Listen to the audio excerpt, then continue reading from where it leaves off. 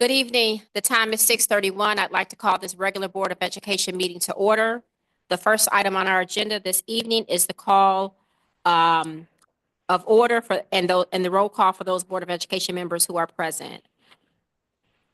Trustee Goodrich, could you perform the roll call, please? Certainly, Madam President. Trustee Sutton Kennedy. Present. Trustee Espy. Present.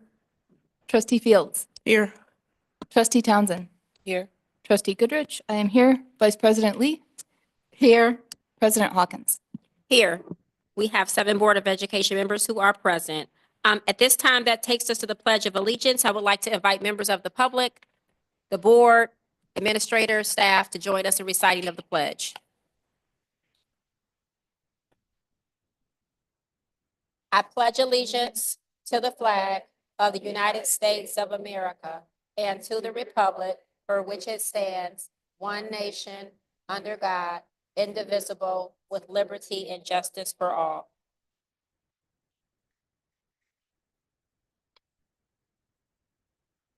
Next, that takes us to the acceptance of the agenda. Is there a motion at this time to accept the agenda as presented? Madam President, Vice President Lee, move that the Board of Education accept the agenda as presented. Thank you. A motion has been made by Vice President Lee. Is there support for this motion? Trustee Fields, I support. Thank you. Supported by Trustee Fields. All those in favor? Aye. Those opposed? That motion carries. Next, that takes us to achievements, awards, and recognition. And at this time, I would like to turn it over to Dr. Zachary Ross. Thank you, Madam President. It's just so good to have so many people in the house today, because today is the Points of Pride for Ypsilanti Community Middle School, and we have Principal Charles Davis Jr. here who will lead the way. Welcome.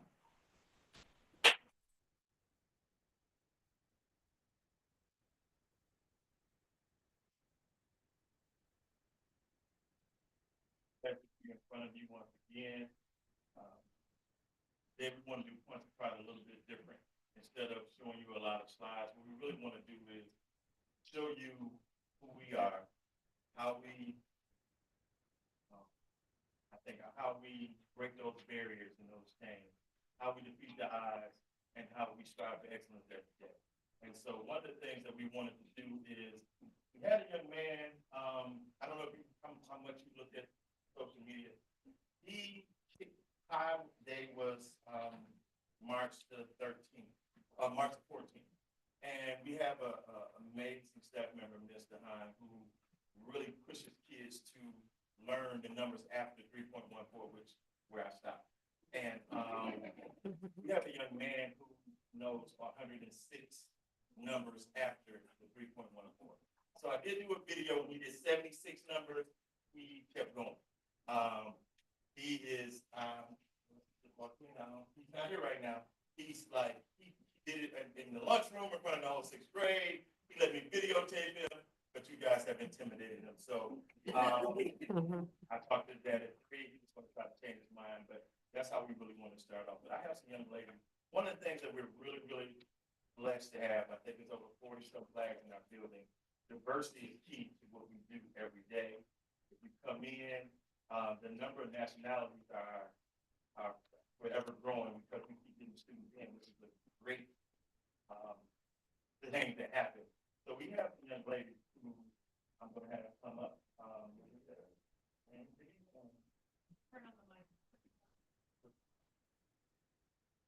Hello? Okay.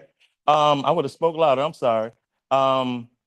We got Amy, Elavie, and Lulia, and they just had something that they wanted to say to you to start us off.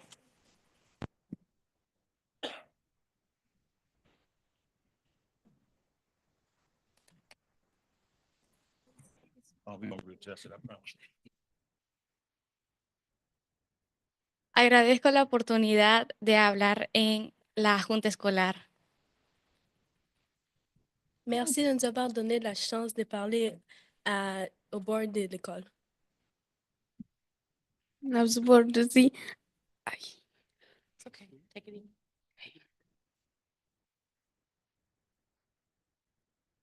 Ab كلمة بور بيت مرتي كانت زارب إدرس لزاكم أنيلنا. So before you leave, Come on, Amy. Tell me what you said in English. I say, thank you for the opportunity to talk in the school board. So she said it in Spanish.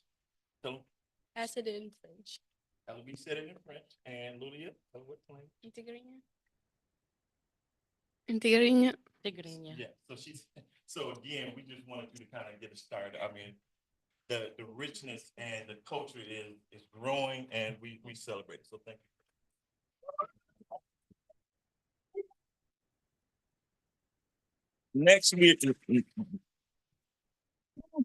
Next, we're going to call up our 1080. We are 1080 engineering and racing team.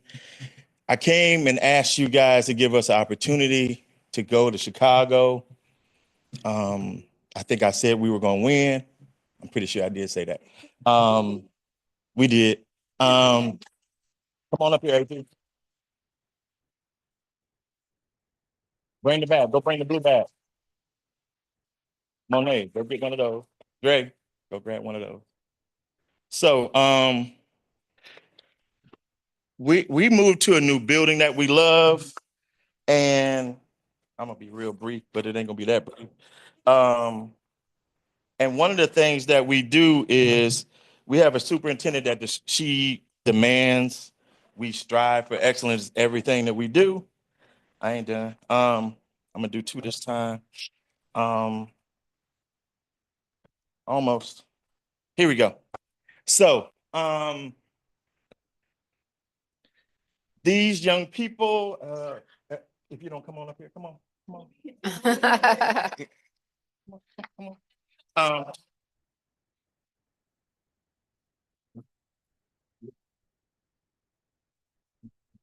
So take these, grab, AP, you can grab 3. Give them to Miss Julie, she'll tell you who to give them to. See the lady in the green over in the corner? So we have gifts because we wanted to say thank you. Go see Miss Julie. Go. Go see her, the one in the green. Go. And so, again, so look, you gotta, do you know their names? Find the name. See the name on the black part? Yeah. Let me show you. Hold on. He did, that's right. He said, look, I know how to read the signs real well.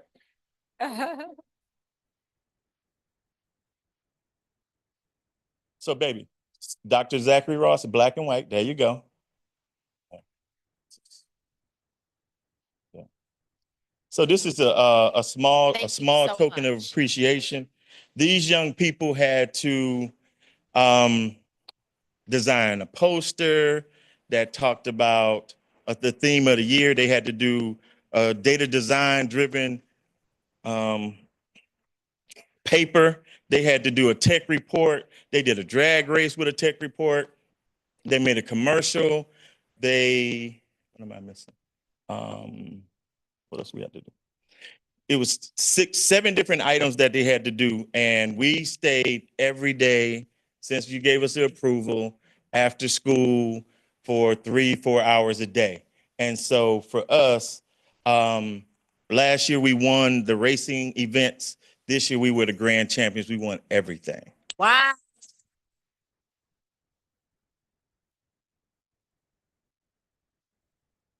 So they were challenged by Dr. Banks, and she really came in last minute and asked for us to come in and do it. They really worked really hard. They exceeded all our expectations. So they represented us so well that everybody knew who we were. I think they felt they called our name so many times that the kids were like, them again. So it was kind of, in our district, we kind of used to people underestimating us. But it was a beautiful thing to have people recognize them. One of the young men was like, man, she's doing this. So we're not going to win. And we love that, honestly. I mean, I'm going to just tell you that that's a beautiful thing. Our kids believe. Toyota showed us so much support. They came and watched the races. They took us in. They spent a whole hour with our students, and it was amazing. So again, for us, to have that opportunity was a great. We will be asking a little bit later to go to nationals. I'm just throwing that in so you can, because we want to go win that one too. So these are our 1080 racing team. So thank you.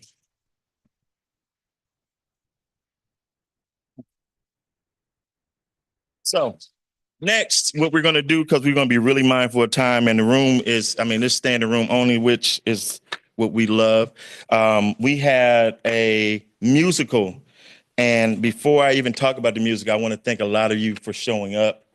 It means everything. And we haven't had a musical in a while, but wait till you get a look at, some of you, it's going to be the first time you see it, but this is just a snippet of what they did.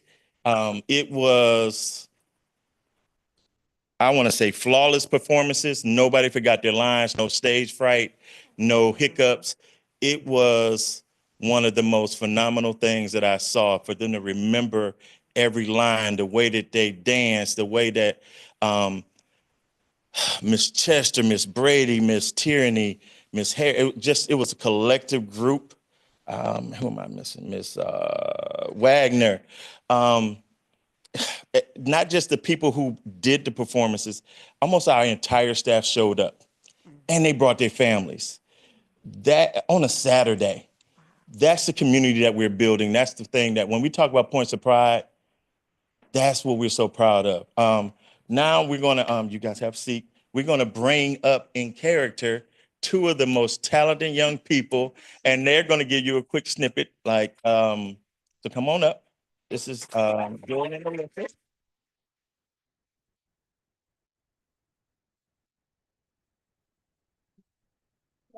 Okay. Do you want it right here? You want it? They put it there. Okay. My name is Brianna Bungie. I'm in 6th grade and I play Marty the Zebra. My name is Jordan Jerry. I'm in 6th grade and I play Alex the Lion.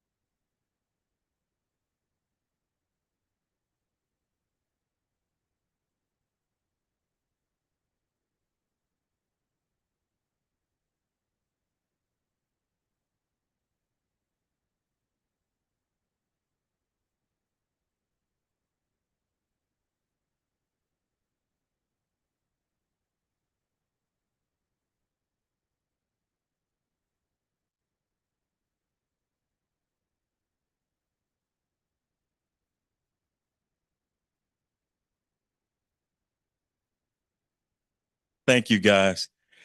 So with that, we're going to come to an end, but I want you to see just the love that and the support that's in this room. If you're a member of our staff or a parent or a student, can you stand up really quick? I just want to publicly say thank you. So, and we're in here deep.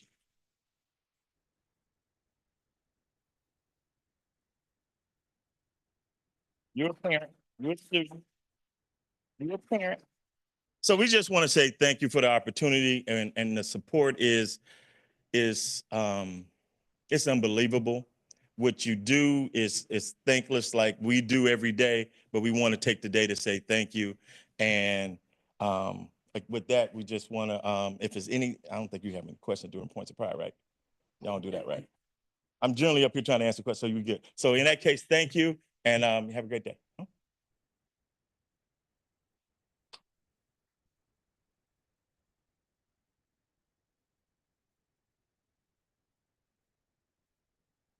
Thank you, Mr. Davis, for your leadership. Thank you to the entire Ypsilanti Community Middle School team, teachers, custodians, associate principals, social workers, everybody in the building, I know works in tandem with you to make all this happen.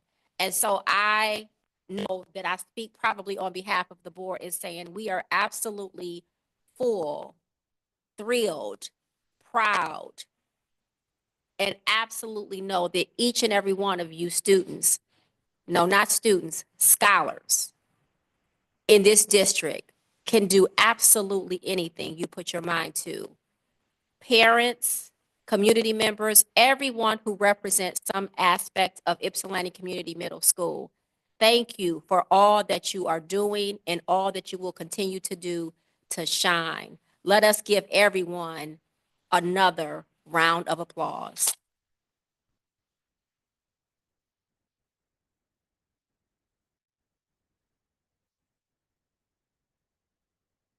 Are there any board members who have any comments before we move to the next item on the agenda? I do have one. I do. Yes, okay, Vice President Lee and then Trustee Fields. I just regret that I was sick. I would have loved to see that performance. They are just so marvelous. Oh, where did they go? Are they gone? Oh, okay. I just want to say they were fantastic.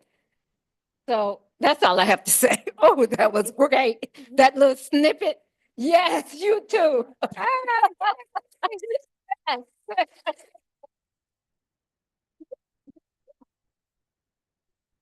Thank you, Vice President Lee. Trustee Fields?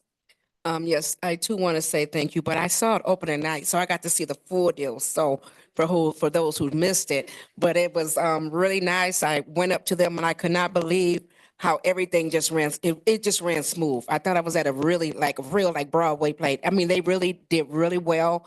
All the production, everybody who was behind the scenes did excellent.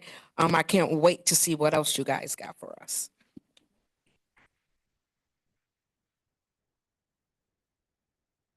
Madam President, Thank you, Trustee Fields. Trustee Townsend?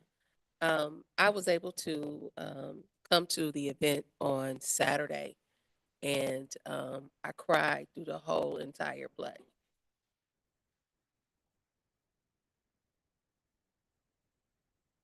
I just need y'all to keep being consistent because it matters. It really does. Sitting in these seats can be very difficult, and sometimes it seems like it's just never ending, the negativity. But you all are a testament that hard work, consistency, care, love, it matters. Mhm. And to our scholars, let me tell you something. I don't care what nobody says to you about your school district.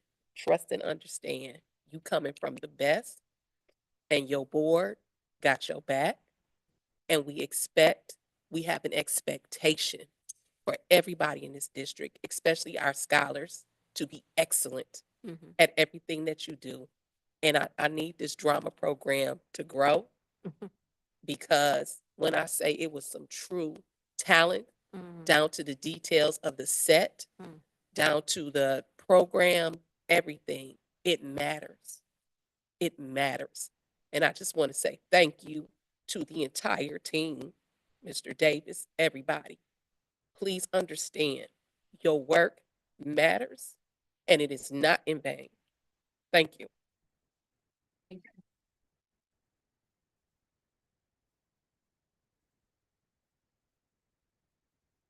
Thank you, Trustee Townsend. Any other board comment?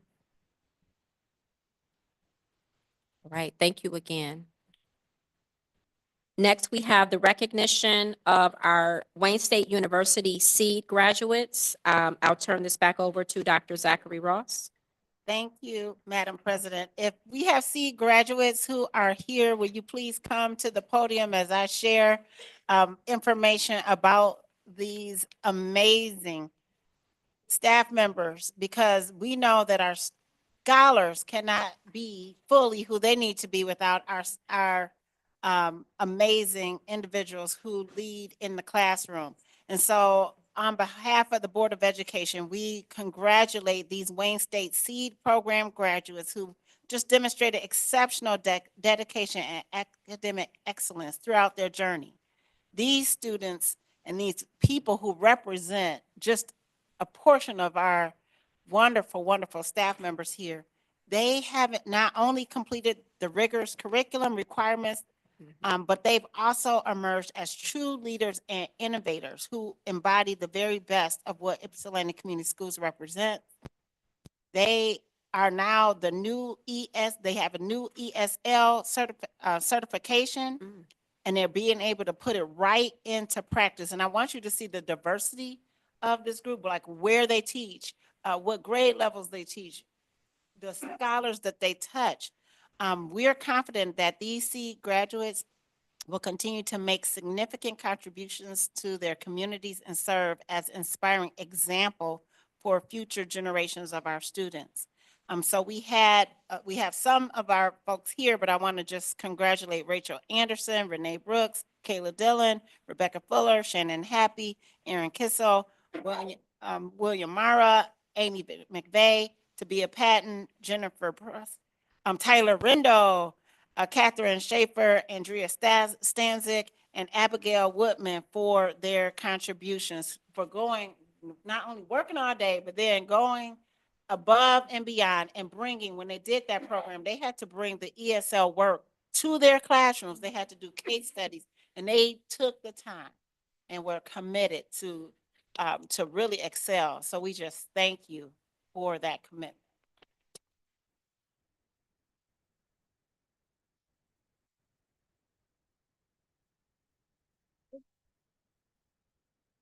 Thank you and congratulations again. Next, that takes us to the recognition of our 1080 participants, Dr. Zachary Ross. Thank you. I know these scholars came up before, but if they just come up again while we are sharing, because I know the board members spoke about the musical, but we are incredibly proud. And they knew they were going to be recognizing you at this moment. Of you scholars from Ypsilanti Community Middle School, you represented the district at the National 1080 STEM Tournament in Chicago. Your hard work and innovation and teamwork led you to an incredible victory. They thought last year this was just a fluke.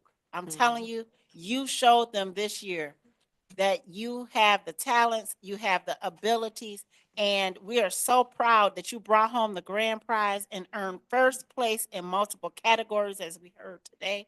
You know that this is a remarkable achievement that reflects not only your dedication, but the unwavering support that you have in our principals. Principal Davis, how many scholars competed again, like at the competition? 128 teams. So out of 128 teams, because people hear us talking about our scholars, and folks, they don't believe that we're talking about you, but you are the geniuses that we are talking about. And so we are so thankful to you for representing yourself, your families, and this district. The WISD team members, we thank them. And all of your classroom teachers and leadership, we thank you for pouring into these scholars. We truly believe this year we talked about unleashing the brilliance, and you've shown us what this can mean. So congratulations on your victory. You made us proud. Congratulations to Talia Hinton, Anthony Perry, Devontae Terry, LOV Mazma, Delio, Carly Washington, and Monet Johnson.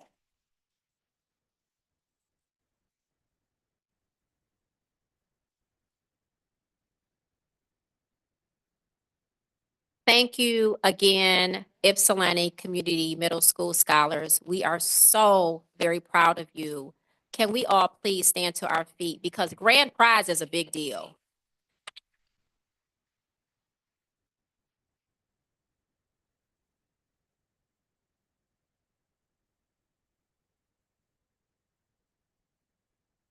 Keep up the great work. Thank you. Next, that takes us to our first action item, which is under Student Affairs.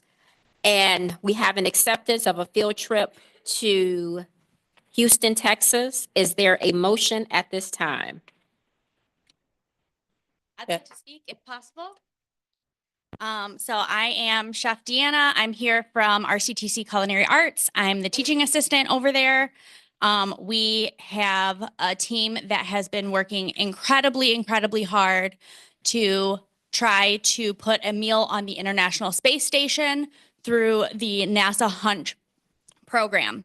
The Hunch mission is to empower and inspire students through project-based learning program where high school students learn 21st century skills and have the opportunity to launch their careers through participation in the design and fabrication of real world products for NASA. So we have a team of 4 students. Brooklyn, our mission commander from LHS. This is her 2nd year in the top 10 in the world. Isis from LHS. Ellie from YCHS STEM program, and Naya from YCHS STEM program. Our team last year was able to place 5th in the world. And so now they're very determined to go for that #1 spot to not only get a meal on the International Space Station, but to earn scholarships. So already for getting to this point, they have collectively earned $40,000 in scholarships for the team. If they are able to win, not only does their meal get to be on the International Space Station, but they have a chance for another $60,000 in scholarships collectively.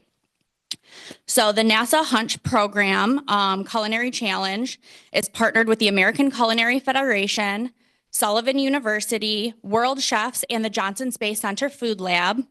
Through the Astronaut Culinary Challenge, they develop food items for astronauts aboard the ISS. Each year, there is a new theme given to the schools to create a new dish, taking into account all of the food processing required to get a meal into space, as well as all of the strict dietary restrictions that are required for astronauts to survive in spaceflight. This year, the theme is pasta, and our team created a spicy Cajun fettuccine with chicken. Schools in the US and abroad bring dishes to their local NASA competitions to have tasting competitions locally and then submit their scores. We had a little local competition and they submit their scores from all of the tasters to the NASA Johnson Space Center Food Lab. And they narrowed down from there. The competition started as about 300 teams, and it is now narrowed down to 10. So it is quite an excellent honor for them to make it this far. So we have been invited to the Johnson Space Center to compete for that #1 spot. Thank you. Thank you for that additional information. I'm just going to pause for a moment just so that we can follow our process and protocol to make sure that we move the motion, we accept it, and then we'll open it up for discussion. And if you could come back up so that we can ask you some questions about this amazing opportunity and program. Absolutely. I'm so sorry if I It's okay. stepped ahead too early. That's okay. this is my You were first board eager. You were presentation meeting. ready. I know. Yes, it's all good. It's all good. Just give us a second, okay? Absolutely. Okay. Is there a motion at this time? Madam President, Trustee Espy, I move that the Board of Education approve the overnight field trip of the Ypsilanti Community High School Culinary Program to Houston, Texas on April 6th through 9th, 2025 for the NASA Hunch Culinary Challenge World Championship. Thank you. A motion has been made by Trustee Espy. Is there support for this motion? Trustee Townsend, support. Thank you. Supported by Trustee Townsend. Is there any discussion on this item? Sorry, I was too excited. It's all right. It's all good. It's all good. Come on back up to the microphone because we might have some questions for you. We got all the info, but now we might have some questions. Yeah, I'm happy to answer anything that you might have. All right, excellent. Board members, do you have questions? She was pretty thorough. That was a lot of information It- she gave us. It was like a mini presentation. I loved it. I know I'm a little excited that they made it this far. Yes. Okay, anything additional you want to add? Just that our students, it's a mixed school team, so they have worked super, super hard on their own time to come together to collaborate, which is absolutely amazing. And they have strived for excellence. And yeah, that's it. Awesome. I love your energy, your enthusiasm. This is an amazing opportunity for our scholars at the high school. So thank you so much for all that you are doing. And I see your amazing principal is right there and got your back. She's been supporting us. Yes, I know she has. Okay. Madam President, Oh, go one ahead, Vice question, President please. Lee. Mm-hmm. okay, you said that the students earn a $40,000 scholarship. So that is collectively for the team so far. There's 4 team members. Each of them has already earned $10,000 in scholarships. And then if they make first place, it would be an additional $15,000 each for a total of $25,000 each and a total of $100,000 total. So Perfect. fingers crossed for them. All right. Any other questions, comments? All right, just to recap, a motion was made by trustee Espy, supported by trustee Townsend. All those in favor? Aye. Those opposed? That motion carries. We wish you all the best and cannot wait until you come back and tell us how you won. Yeah. Here's hoping. Thank you so much.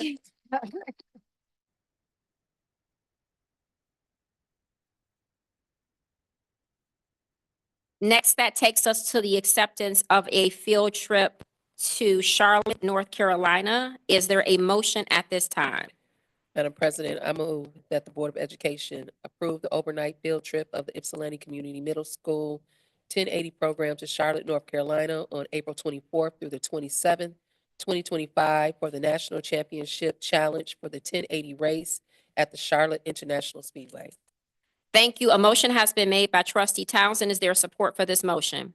Trustee Fields. Supported by trustee Fields. Any discussion on this item? Just win? Comments? Just win? Okay. All right, a motion was made by trustee Townsend, supported by trustee Fields. All those in favor? Aye. Those opposed? That motion carries. Wishing you all the best.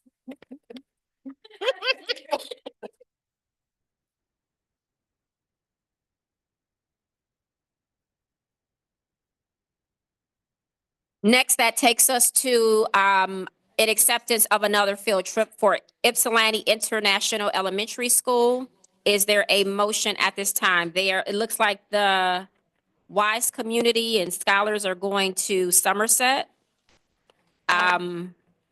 Is there a motion at this time? Madam President, I move that the Board of Education approve the overnight field trip of Ypsilanti International Elementary School fifth graders to Somerset Beach Campground and Retreat Center in Somerset, Michigan on May 21st through 22nd, 2025. Perfect. A motion has been made by trustee Goodrich. Is there support for this motion? Support, Vice President Lee. Thank you. Supported by Vice President Lee. Any questions about this field trip request? I do have one, Go- please. Yes, Vice President Lee. I see that they raising funds for a fundraiser, the students are, and also the PTO are giving funds too. Am I correct about that? Is anyone here to discuss that? Yep, I see someone coming up. Yep. Yes, we've had a dance and we've also asked our PTO. We calculated that it cost about $130 per kid and we're taking 60 kids overnight. Okay. Don't laugh at me, I'm old. But we're gonna have fun. make sure we have enough money, and then whatever we have left over will Mhm. go towards next year. So, all the kids are able to go that want to go? You have All enough for? 60 we have a total of about 60 kids in the Kids, fifth right. grade. So yes, all of them that can go are able to go. And then we make sure if somebody needs extra support, we try and make sure we can accommodate that. Okay, So, I was just wondering if they wasn't able to yes, have the funds, that the funds would be there for them. yes, always. Okay, thank you. Any other questions, comments? Okay, a motion was made by trustee Goodrich, supported by Vice President Lee. All those in favor? Aye. Aye. Those opposed? That motion carries. Have a wonderful time. Next, that takes us to the acceptance of a field trip to the University Center in Michigan. Is there a motion at this time? Madam President, Trustee Fields, move that the Board of Education approve the overnight field trip for Ypsilanti Community High School for the first robotics competition state championship in the University Center, Michigan on May, or is it April? Because it's 2 dates. Okay, April 3rd to the 5th, 2025. A motion was made by trustee Fields. Is there support for this motion? Before we move on, Mhm. I have on May, April, 3 through 5. Which one is it? I just April. said it, yeah. Yep, she just, April? yeah, I just- she just said it was April 3rd through the 5th. Okay, The May is a typo. all right. So just cross that out. Trustee Espy, support. Thank you, supported by trustee Espy. And I believe there are representatives here. If you could come at this time to say a little more. Oh, yeah. So we never know how our robotics season is going to go because it's what we do. Well, you don't know. First robotics is amazing. Okay. Okay. I'm a little too honest sometimes, but because we don't know how our robot's going to work at a competition because we're building and designing a robot, right? Anyway, but we've had 2 events this year, and our first one we were placed 10th in the qualification matches out of 40, and we were able to be a captain in the finals. But we didn't place anything at that event. And then this last event, we were doing a little bit not as good, but our robot was performing well, and we got picked by the first and second ranked teams to join them for their alliance. I won't go into how robotics competitions work, but it was awesome. We got high scores. What you want to say? You're so excited. Because some of the scholars on our team are going to present at the Tri-County Cultural Responsive Math Seminar in May about the math and the game in the robotics field. Oh, you have to check that out. Go on. Yeah. But what's really awesome is during our playoffs, I think it was like 3 or 4 times we beat the score for the event, like the highest score at the event. And then we tied for the highest world score. And so it was like awesome. It was so exciting. I was just screaming in my tutu. I had a gold tutu on. It was amazing. You got to know robotics events. Okay.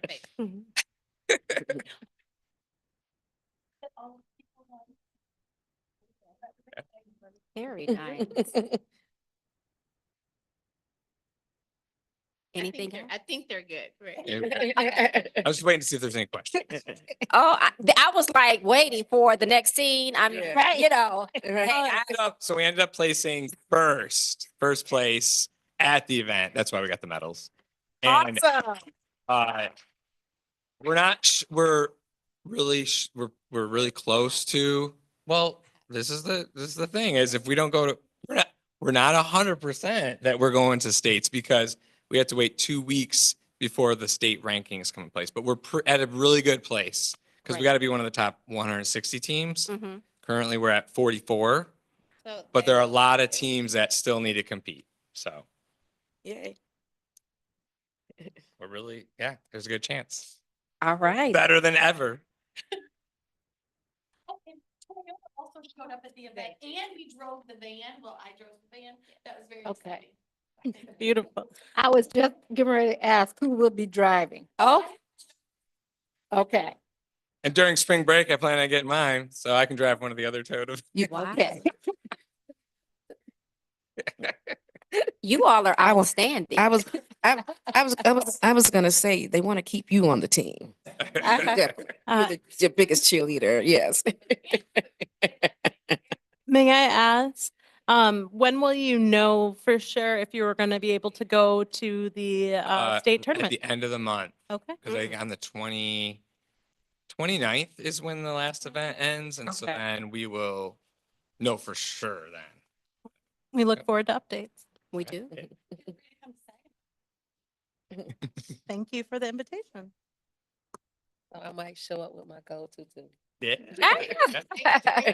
Bring We might have some extras though, if you, maybe some bear ears. It's good.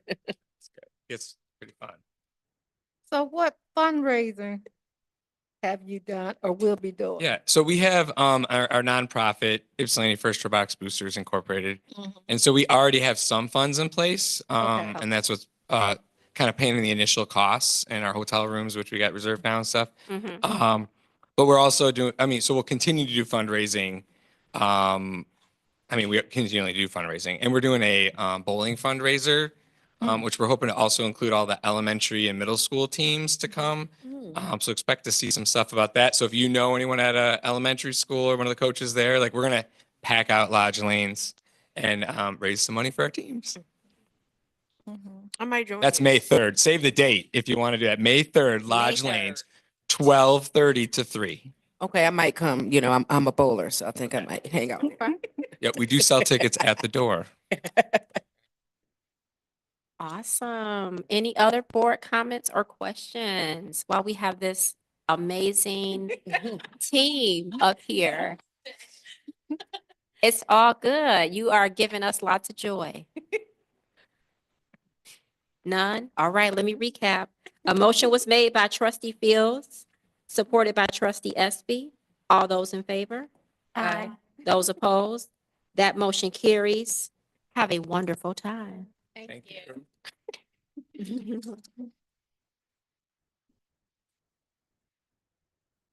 Next, that takes us to, thank you, Ms. Haynes. Next, that takes us to our presentations, and it looks like we have 3 back to back. So at this time, I'm going to turn it over to Dr. Zachary Ross. Thank you, Madam President. We know this time of year, the Curriculum and Instruction and Assessment Office is quite busy preparing for next year. So the first presentation, Dr. Lopez will do all 3 presentations. He'll do the first on the 2025-26 catalog. The second is the required Section 98B presentation that the board has in your field book, as well as the state required. And then finally, many of you had asked about the MDE Partnership District Benchmark meeting that we had, and we appreciate our trustee, Madam Secretary, for coming to be a part of that. Dr. Lopez will be sharing the results that we received from the state. You, as Julie Haynes shared, she didn't print out. Many of them are like 99 pages long, 128 pages. They are on Board Doc. Thank you, Dr. Lopez. Good evening, President Hawkins, board trustees, Superintendent Zachary Ross, and guests. Today, I have the pleasure of presenting 3 presentations. The first one having to be the course catalog. So each of you as board members received a large 125-page document. So what I end up doing is I always put a PowerPoint to highlight the new programs that we have in here, and I could answer questions that you may have. But the first class, the first program that you see up here is Drone Aviation, Science and Technology. That's one of our new programs that we're going to see in the fall. So we're excited about this. It's taking a little bit to get to this program, but you just don't know. I know that. So this is one of those wonderful programs that we have coming. And that you can find on page 93 of the document. And so I'm putting the page number so it helps you to find it and locate it. Then we have IB, diploma program, and these are the classes. So we have the language and literature, which is in page 57 and 58, and the mathematic approaches and interpretation as well. It's in page 64, followed by, then we have the IB PYP, which is the primary years program classes with the IBs. And so as you see here for K5, these are the ones that we offer. We have the reading, the writing, the mathematics, the science, social studies, music, art education, physical education, and Spanish. Prior to this, we had not identified it. And so since we are now a K-12 program, we wanted to highlight that. And so we modified the K-5 to have the real classification and their own designation of courses, thanks to Turquoise Neal, who worked very hard to get these pieces together. Following in the middle school is the IBMMYP, and that is the middle school program. And it's in page 35 to 54. And again, when you look at it, you see for grades 6 and 8, you have the language, literature, mathematics, science, individuals and society, physical education, music, art, and Spanish. As you know, we teach Spanish K-8 and 6-8 occurs in the middle school. So, and IB, as you know, has the Spanish component. That our language component is required. So on the next page, we have gotten to that point. We have so many native speakers that we're now in a great space. We are now offering Spanish for Spanish speakers. So because remember, we have the seal of illiteracy, so this will help more students be able to take that class and complete with the only seal that the state of Michigan puts in the diploma, which is that seal by literacy. So this is a great thing. That we got into this space. And so the AB means first semester and second semester, okay? So, and the next one is the IBCP career-related program classes. You'll find those in page 94 to 95. And in that retrospect, we're talking about reflective project, service learning, language development, personal and professional skills. And then as we go to the next form of classes in page 70 to 75 is the sheltered biology, sheltered chemistry, sheltered U.S. history and geography, sheltered world history and geography, sheltered math skills, sheltered algebra, and sheltered geometry. These are sheltered English courses for the number of EL students that we have. And so these classes means that we accelerate the ESL, the English component, but it's really sheltered to really help the students be able to get the not only the language, but the comprehension that goes along with the comprehensible input. Okay. And the next after this is what questions might you have? Because these are the courses that we're offering.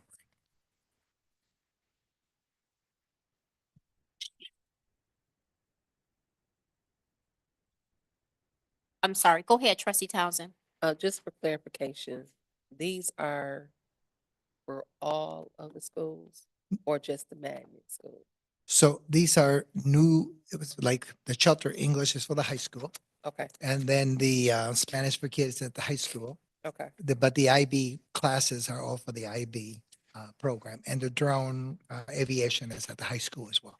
okay. And Most of it, And the IBs is at the magnet schools, correct? yes. Okay, I just, So with the exception of the elementary is the WISE. just one. Okay, Yes. all right. Thank you. Any other board questions? Thank you, Dr. Lopez. No problem. So now I would like to transition, Solomon.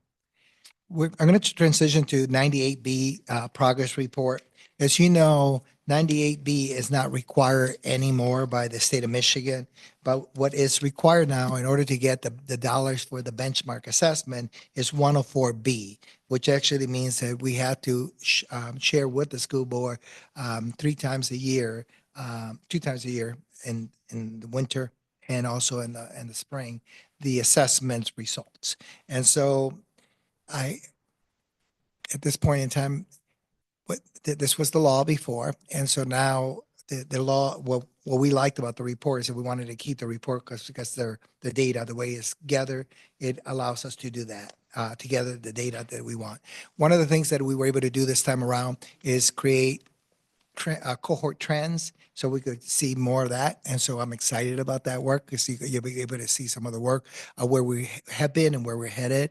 So when you look at here, the middle of the year reading score goal is up here. And the goal for us is that YCS students in K to 11th grade will improve performance in reading and ELA from fall to winter as measured by NWEA. And then we have the end of the year reading goal. We also have the math one that you'll see in a minute. What I want to highlight here is that notice that the assessment that we give with NWEAs is grades K to 11. And although you're going to see 12th grade, that that data is really skewed because it's a handful of children that take there, like 36 kids altogether, and that's not the whole cohort. And so the 12th grade data that you see is not valid for us. But since teachers test students, some students do take it, then we just put it up here. But on the other hand, it's not the grades that we really test is all the way from kindergarten all the way to grade 11. Okay. So when we look at the mathematics, it's no different. All YCS students in grades 11, K-11 will improve performance in mathematics from fall to winter as measured by NWEA. And so this is part of our requirement pretty much as standardized by our MyKIP goals that we have in the district. So, and on this page, what I want to highlight here is that the impact of the sudden shifts that we see, shifts here, is that the impact of the sudden shifts to reveal math that in ALEX in grades K5, structural literacy in K2, and Amira in K5 has actually kind of shifted our learning with our students and our teachers because we are implementing due to the fact that we had funding that was provided for curriculum development and curriculum implementation right now, and we needed to spend it. And due to the perspective that we recognize that we were plateauing in the 40th percentile, we want to move to the 50th percentile or in 60 because that's what's going to impact our achievement on AMP-STEP and those standardized assessment. We had to make some bold decision, and so we brought teachers together. And before the beginning of the 2023-24 school year, and together in this room, the teachers selected the implementation of Reveal Mathematics for grades K to fifth grade, and they also selected structural literacy, and the teachers were part of the decision making in all the programs, ALEC, and as well as Amira, as well as the other implementations that we are implementing.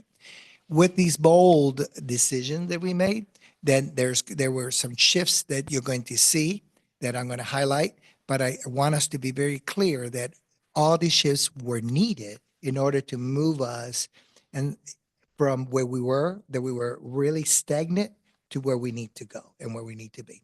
And so that journey means that we need to be very intentional and move the system. So we have to stop our, for example, strategically abandon like Imagine Learning and Imagine Math, because it got to a plateau, you follow me, that it was gamified, but it was getting just to the point that it just reaches maximum for us. So bringing Alex, it may not be as gamified, and neither is Amira, but the reality is taking kids to the next level of the rigor that we need to expose them.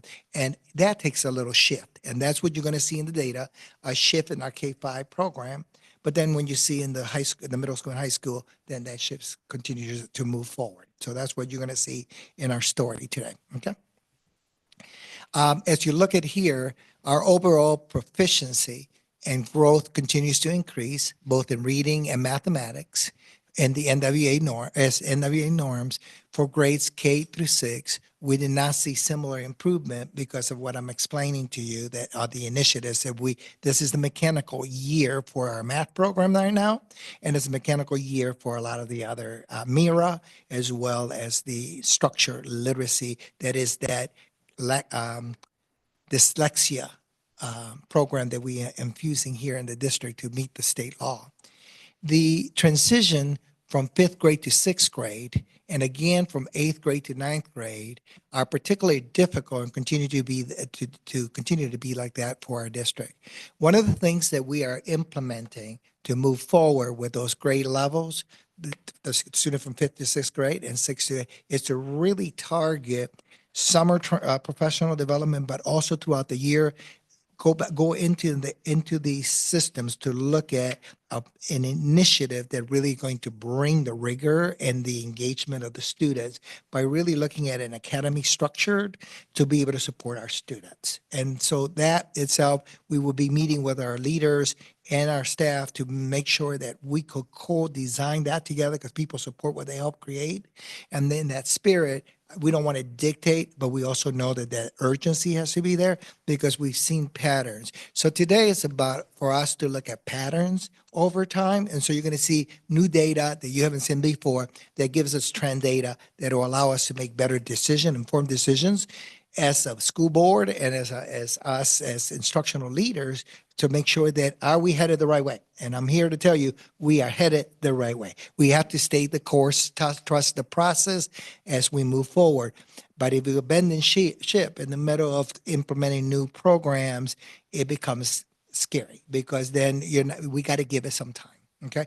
And so that means that time, but with intentionality, looking at data, triangulating that data forward, et cetera. So just to be very clear. So as we look at this page as well, I want to say for our special education students, math achievement improved from fall to winter for all grade levels from K to 11, and reading achievement improved for all fall to winter for all grade levels except for grade level 3 and 10, which were still very, very close, but it wasn't quite there. The English language learners, math achievement improved from fall to winter for all grade levels in K-11, and reading achievement improved from fall to winter for all grade levels except for grades 3 and 9, and grade 9 being very, very close. Okay. And then for our African American students, our Black students, achievement improved in both math and reading for all grade levels. Okay. So I want us to sit on that for a second because we are in the right pathway forward. Okay. And so this is the other takeaway that I would like us to look at, is that we need to continue to teach the Tier 1 district curriculum with fidelity, supported by Tier 2 and Tier 3 intervention, high rigor with those high supports. And during the remainder of the 24-25 school year and this 25 school year, we will intentionally place stronger ELA math teachers in our transitional grades. And that's one of the intentionality moving forward, is that we want to make sure that we got the teachers who really know how to move achievement in those grades and make sure that they're there throughout the whole year to be able to impact our children. The last piece that is so crucial is that during the 24-25 and this 25-26 school year, we will be intentional and continue to be intentional in providing our teachers with high quality job embedded professional development supported through on-site coaching. So we contracted, as you saw the last board meeting, SIS, which is Inquiry Math. And those are direct coaching that's being done with our teachers on site in their building by grade level to support our teachers in the mastery of how to teach inquiry-based mathematics, how to have it comes with the kits that have the materials the students need to learn that conceptual mathematics, et cetera. And we're doing the same thing with HMH, with the MIRA, with those support structures, with the literacy, et cetera. As we move next year, HMH we're accelerating to the most up-to-date HMH update because they've done lots of updates to now. And so we're going to be making those modifications over the summer so that when our teachers come, those are done for the units. And it's just tweaks here and there, but tweaks that matter to teachers so that it's a smooth and nothing chaotic for the fall. Okay. So on this page, and I'm going to move fast here. I move my things really fast here.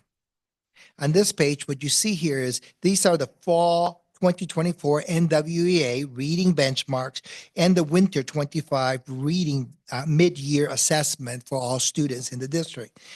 The average NWEA reading achievement was lower than the published 2020 national norms for NWEA.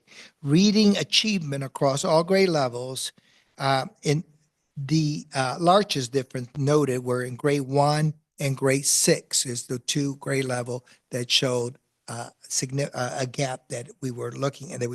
But the difference between the winter reading achievement and the national norms seem to decrease, especially when it gets to grades 10 and 11. You understand? So our students in those grades are finishing strong. Do you understand? And we are seeing within our cohort work that is making a difference. So from the winter reading achievement assessment, as you see here, is when looking at the winter reading achievement trends here by grade level over the past 3 years, most grade levels vary only a little over year within the variability of the measurement. However, the winter reading achievement for the grades 10 and 11 have seen some improvement.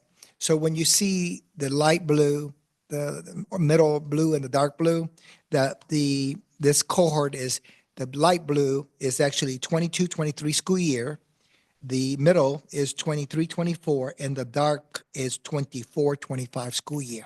Okay, so you could see in kindergarten that what we're talking about is plateauing. Do you follow me? And we need to be moving in the right direction. Note also that the achievement by grade level for students transitioning from grade 5 to 6 and 8 to 9 are relatively flat, as you can see.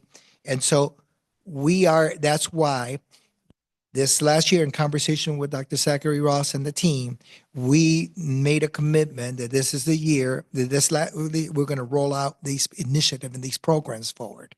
So we're going to reveal mathematics, structural literacy, and these are intentional programs with a mirror to bring our students up to the 50th percentile, which is, we can no longer stay in the 40th. We got to get into the 50th percentile. And these strategies and these tools are going to get us there.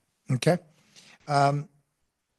In this page, I think you're going to give me a second because my page is flipped over and I want to make sure that I'm almost there. All right. So on this page, what you see is, if you think about the first one is kindergarten, the second one in the cohort of 30, the graduating class of 2036, the first one is kindergarten and the second one is first grade. See what I'm talking about? So start from the back. The 2035 will be your first grade, kindergarten, first and second grade. You follow me? And then it's second, third, fourth, and 2034. So it's a 3-year cohort going back and forth. So what you're seeing here is when looking at the winter reading achievement trends by grade level over the past 3 years, most grade levels vary only a little year to year within the variability of measurement. However, the winter reading, if we separate the winter NWEA here, reading achievement data from the previous slide that I just showed you a minute ago into the student cohorts, we can see that the achievement throughout the grades from K through 5 increases each year for each cohort. However, we can see that the class from 2031 currently in grade 6 and the class of 2028 currently in 9th grade, both of these transition year show either the same achievement level in grade 9 or even slightly lower in NWEA reading achievement in grade 6 from the previous winter of the same cohort. The year over year NWEA reading achievement seems to recover in grade 7 and 8 for classes of 2030 and 2029, and 10 and 11 for classes 27 and 26, following the difficult transitional years. So we need to work on having those transition much more supervised, more supported putting the right staff members there as we move forward. On this particular, the orange bars represent the fall to fall reading growth percentile. So that's the reading growth that occurs during the 23-24 school year and was remained over the summer. That's also why there's no orange bar for the kindergarten. Now, the blue bar represents the current school year, fall to winter, reading growth percentile.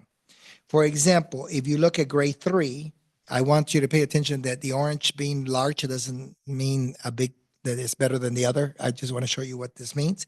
So, for example, if you look at grade 3, the orange bar represents the reading growth percentile for the current third graders for when they were second grade graders, and the learning retained over the summer so that the entire school year, okay? So that's what that represents. The blue bar represents the reading growth percentile for the same third grade cohort of student, except only from fall to winter in the current school year. Without understanding this difference, it could easily be, we could easily to make the incorrect assumption that the meaning of the size of the bars that, the orange is actually outperforming the blue. Fall to winter reading growth here for all students was about the 40th percentile.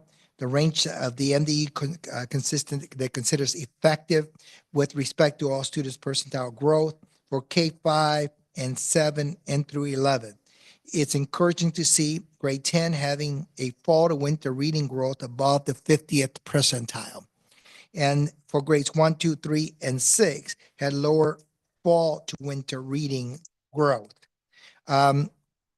In this next slide here, similar to what was shown, and you notice that the first column is 22, 23, second column is 23, 24, and the third blue is 24, 25 school year. If you could see those by those years, starting with kindergarten, first, second, third, similar to what have been shown for achievement, here are the fall to winter reading growth trends for students in grade level over the past 3 years.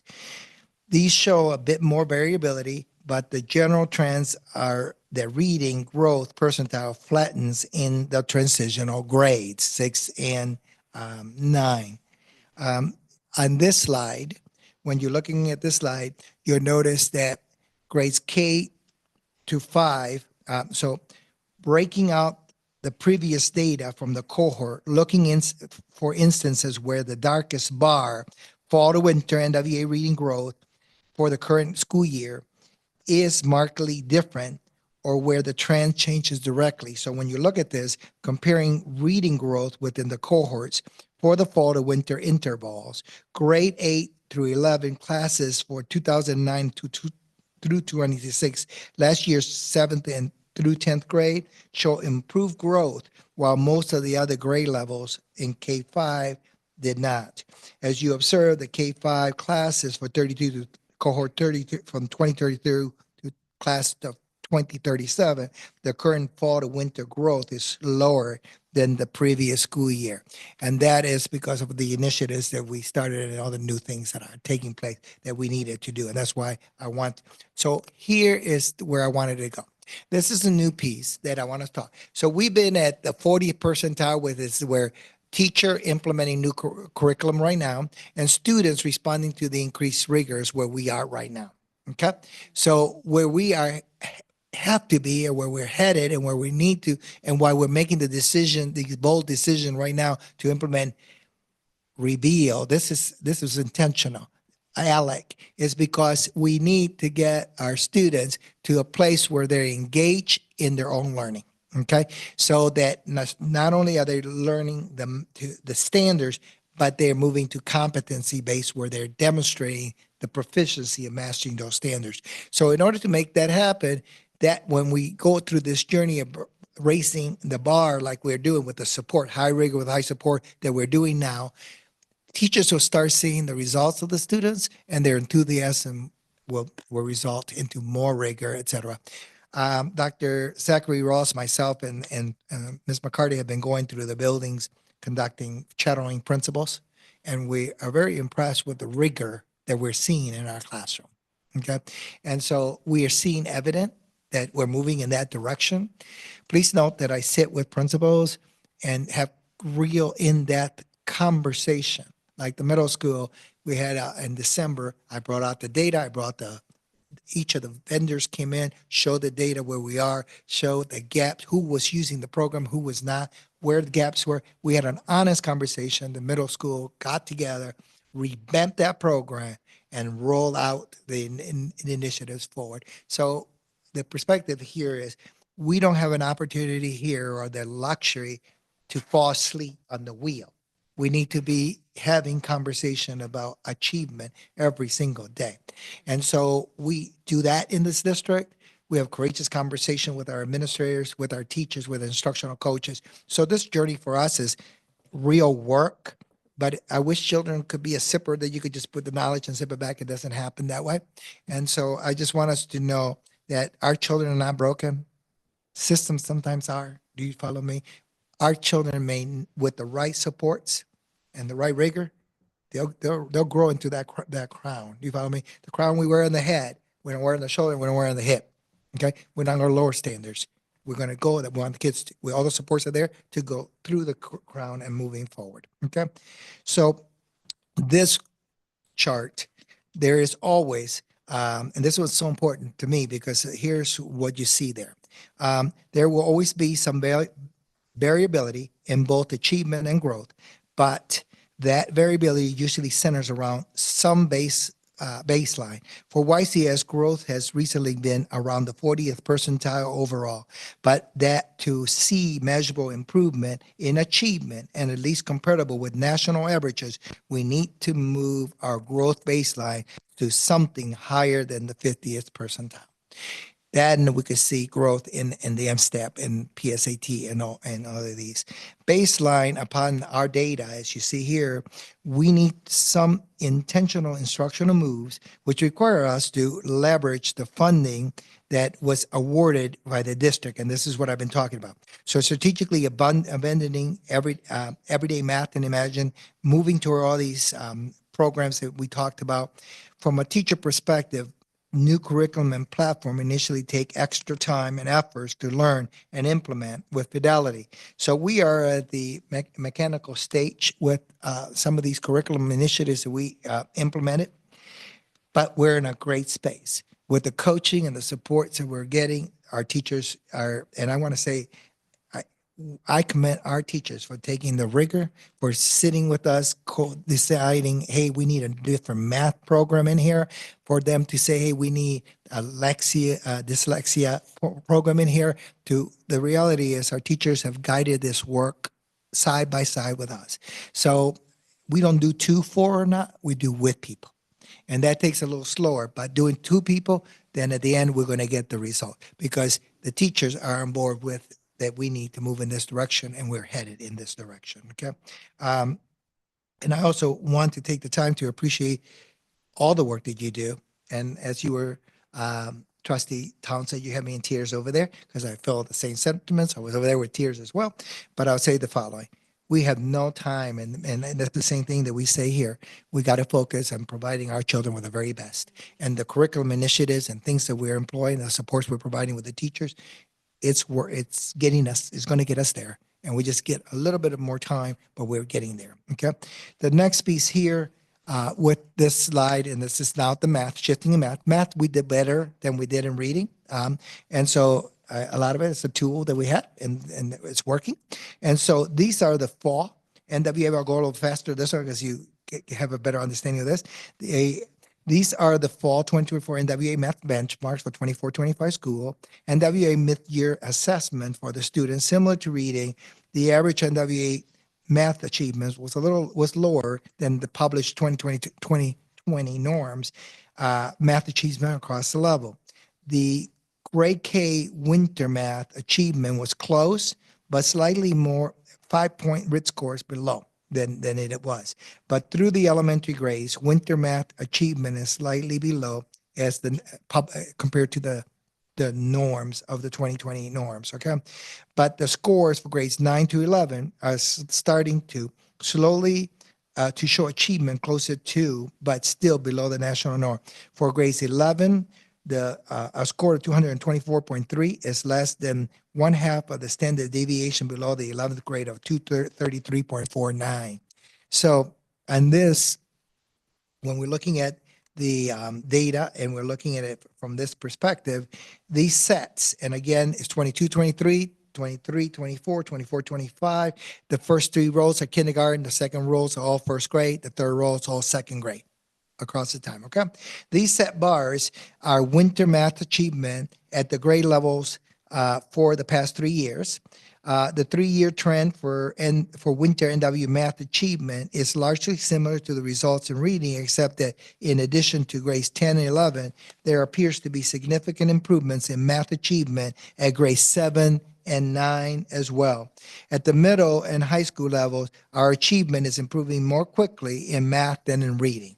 Okay, so on this other page, if we realign the winter NWA math achievement data from the previous slides into student cohorts, we see increases for every grade level except in grade 6 for the class of 3031, a transitional year where we already talked about that.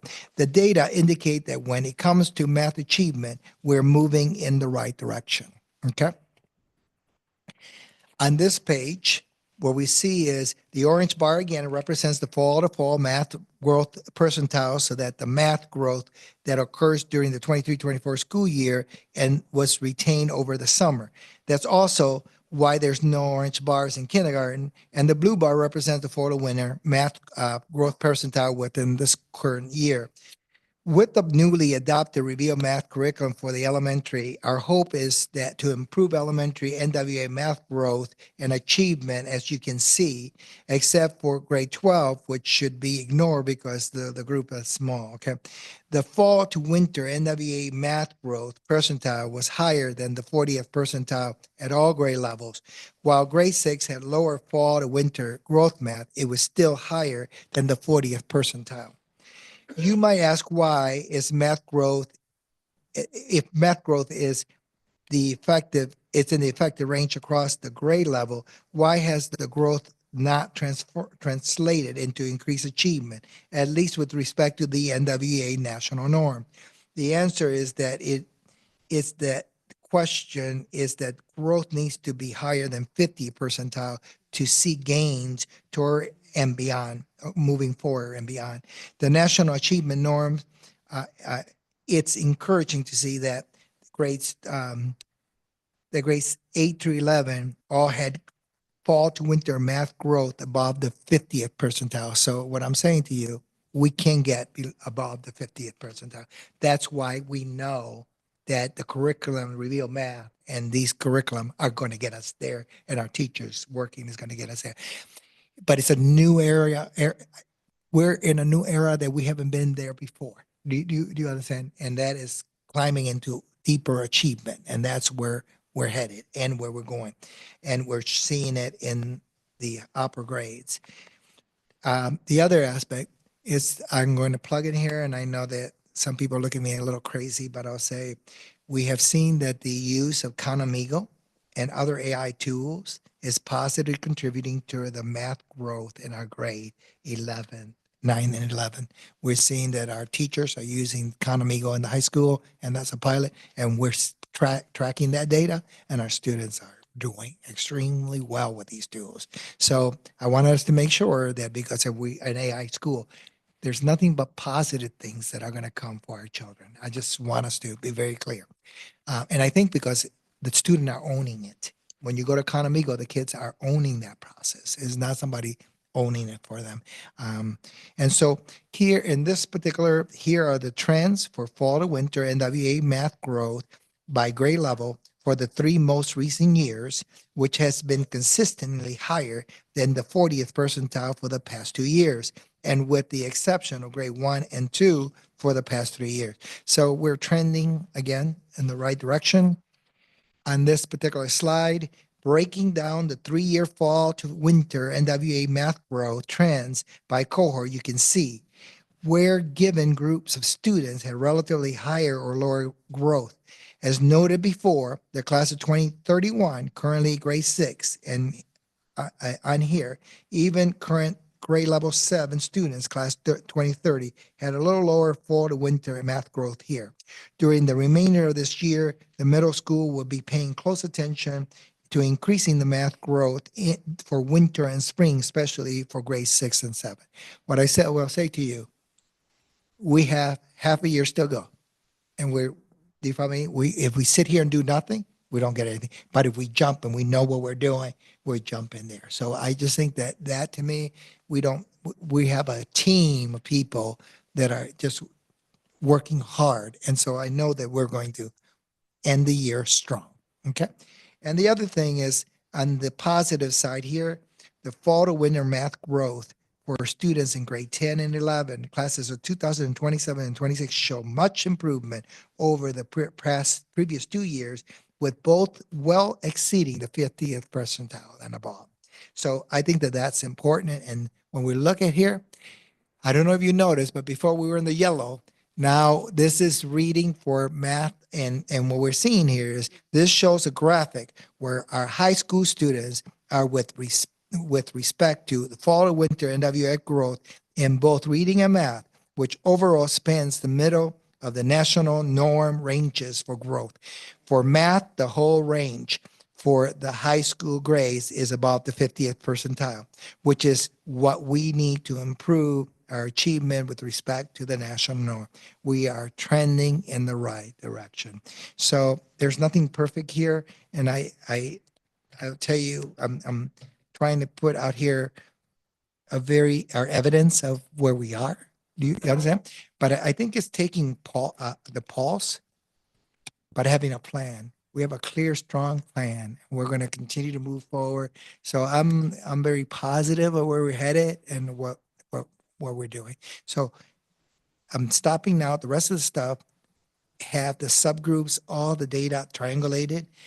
But I'm beyond my 8 minutes, so I want to let you know that data's there. I'm not trying to hide anything. You have it. Take a look. Any questions you have, provide it to Dr. Zachary Ross. I will find answers for you on any of this. Please note that this is what drives our school improvement. The state requires us to put this. This is nothing here is hiding.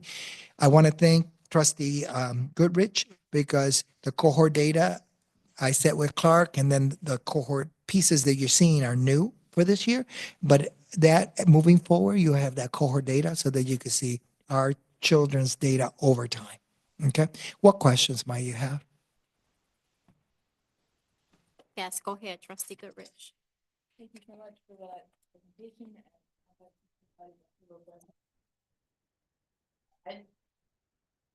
I want to acknowledge that curriculum transitions are hard, and I appreciate that. I also really appreciate the teacher voice that went into the curriculum choices and the trust and inspire leadership that reflects. And I appreciate your commitment to staying the course and building capacity in our staff. Because the last thing we want to do is keep turning from one thing to the next. We know it takes time for these to take hold and bear fruit. I also thank you for the cohort data. I really appreciate that. My next ask is, at some point, I would love to figure out how we can visualize some of the variability around. I know that those growth bars are not truly mathematically means, but we know there's variability around that. So you can get 50% with everyone clustered at 50%, or you can get 50% with some students making 80% growth and some making 20. And it would be great if we could find some way to get a handle on that variability to help us with our examination of root causes. But I really appreciate the extra work that went into the data presentation here, and I look forward to following up on some of this with our strategic and educational performance subcommittee. Thank you very much. And thank you. One of the things that Turquoise and I were having that conversation today, because Turquoise had a great idea, and she said, well, we're looking at all of this, but why did we separated the data by tier 1, tier 2, tier 3? Then you're going to see the growth in between. So that is one that I right away, of course, went to ChatGPT and laid it out, and I sent it to Clark, but this is too late to put it in here, but we're working on it. And the next time that I come, we're going to be showing you that. Okay. Because we talked about that today. Isn't it a miracle? Other board question? Thank you, trustee Goodrich. Yes, trustee Sutton Kennedy. Also talked about transitions with the curriculum, and I just wanted to confirm the year that that transition took place, just so I have that. Was that Yeah, this so year, the first year? we spend, we've been in different curriculum through our journey, but we've been very solid. But then the money that came from the state, we needed to move. We knew we needed to move this year, implement for the rolling out in the fall. You know, we don't implement stuff in the middle of the year. For us to implement something in the middle of the year, it would have been something like Beable or something like that, but we don't implement anything in the middle of the year because it's very stressful to the teachers, stressful to students, and districts don't do a good job with that. It's just a good way to kill a project. Okay. So we make sure that in the spring, the spring, we brought a group of teachers together of this last spring. Okay. And they started working together to identify, and then they were in this room. They looked at 7 different math programs and narrowed it down to 4. And then we went very deep. We brought people from those companies to come in, show us all the materials. And then the committee made a recommendation to the school board that actually provided, hey, this is what we needed to do.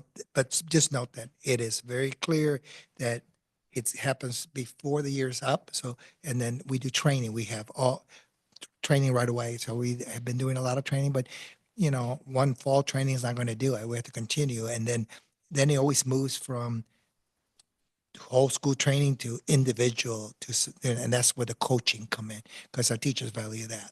It's much easier to sit next to somebody than it is in a big room full of people. Okay. Thank you. Thank you, trustee Sutton Kennedy.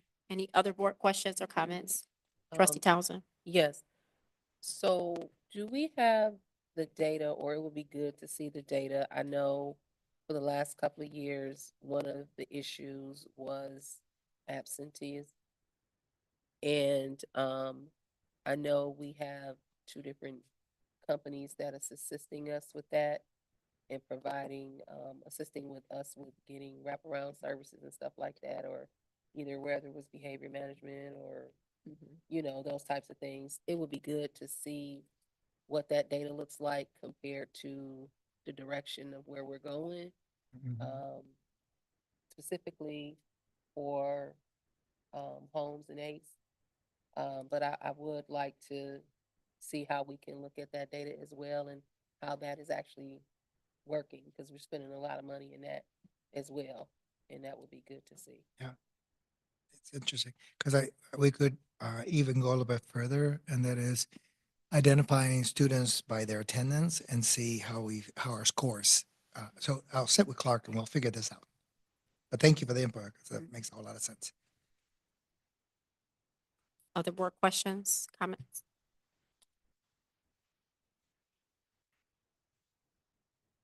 I would just say that I appreciate the entire presentation and all the work that went into this. We know that the data tells us one part of the story. It's not the whole story.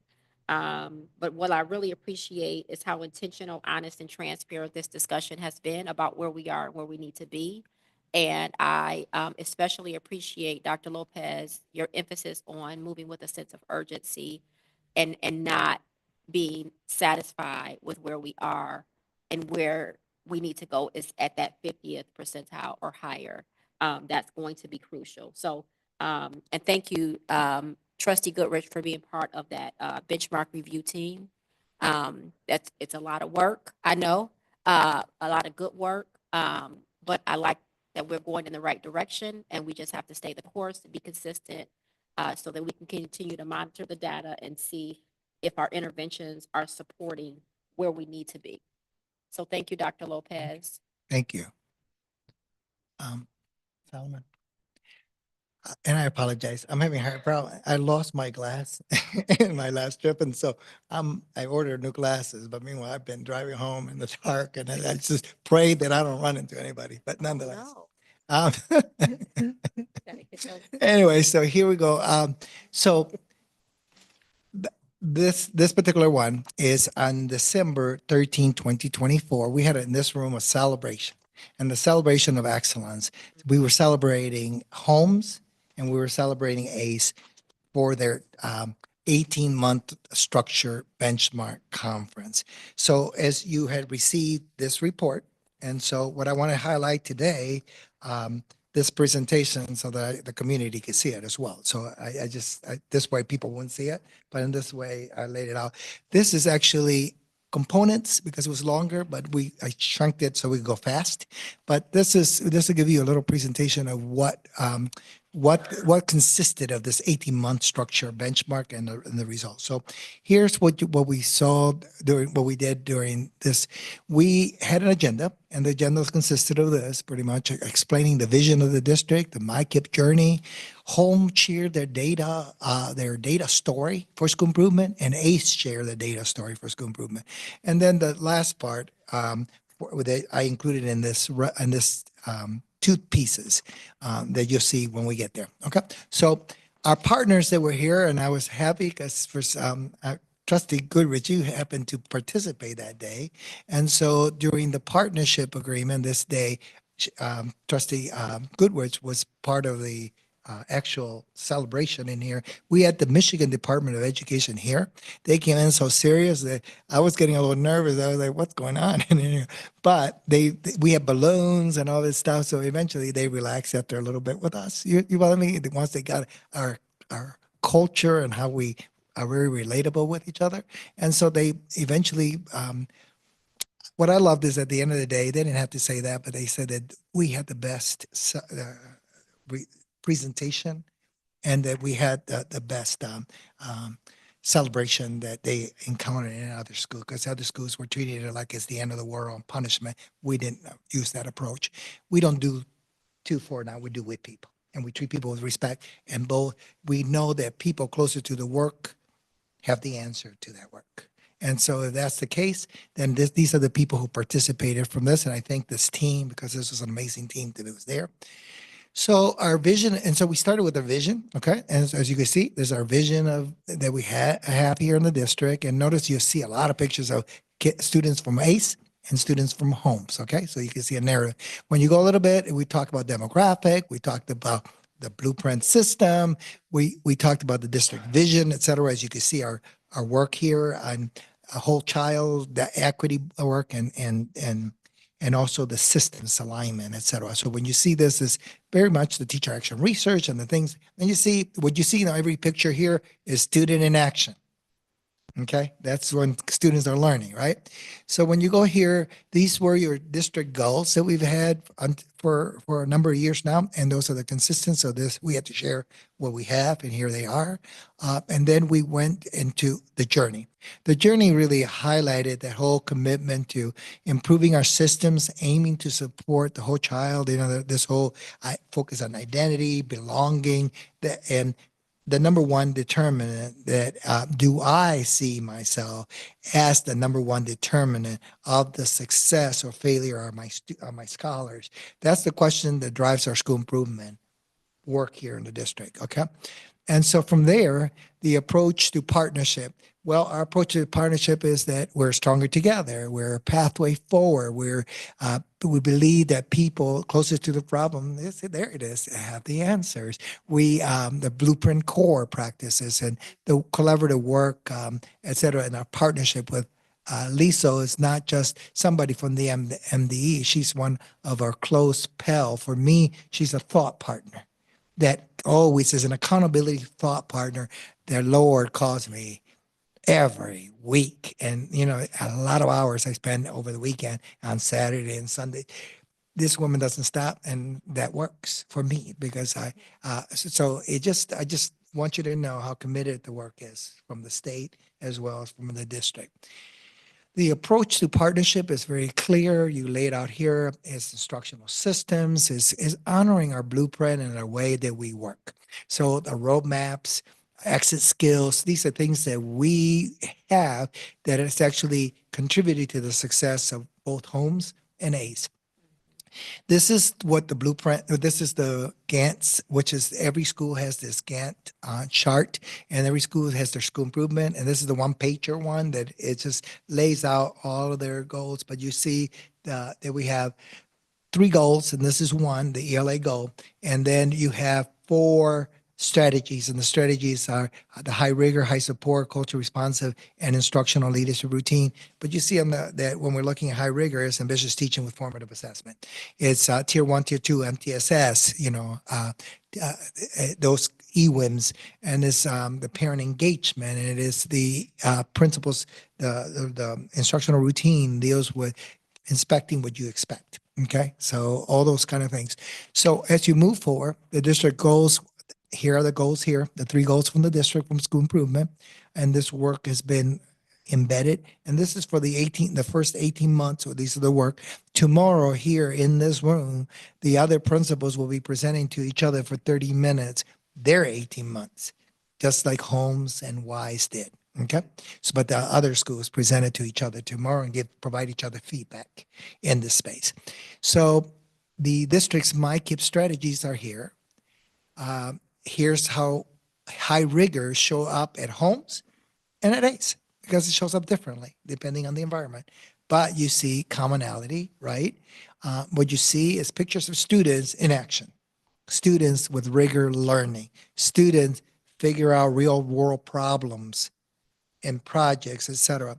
What you see here, high support, is these supports from Amira, ALEC, those programs that I was talking about that we have implemented. We have boosted the rigor for these programs. We use Panorama, we're using varsity tutors, Fab tutors. I got to get it out of there because they're no longer in business.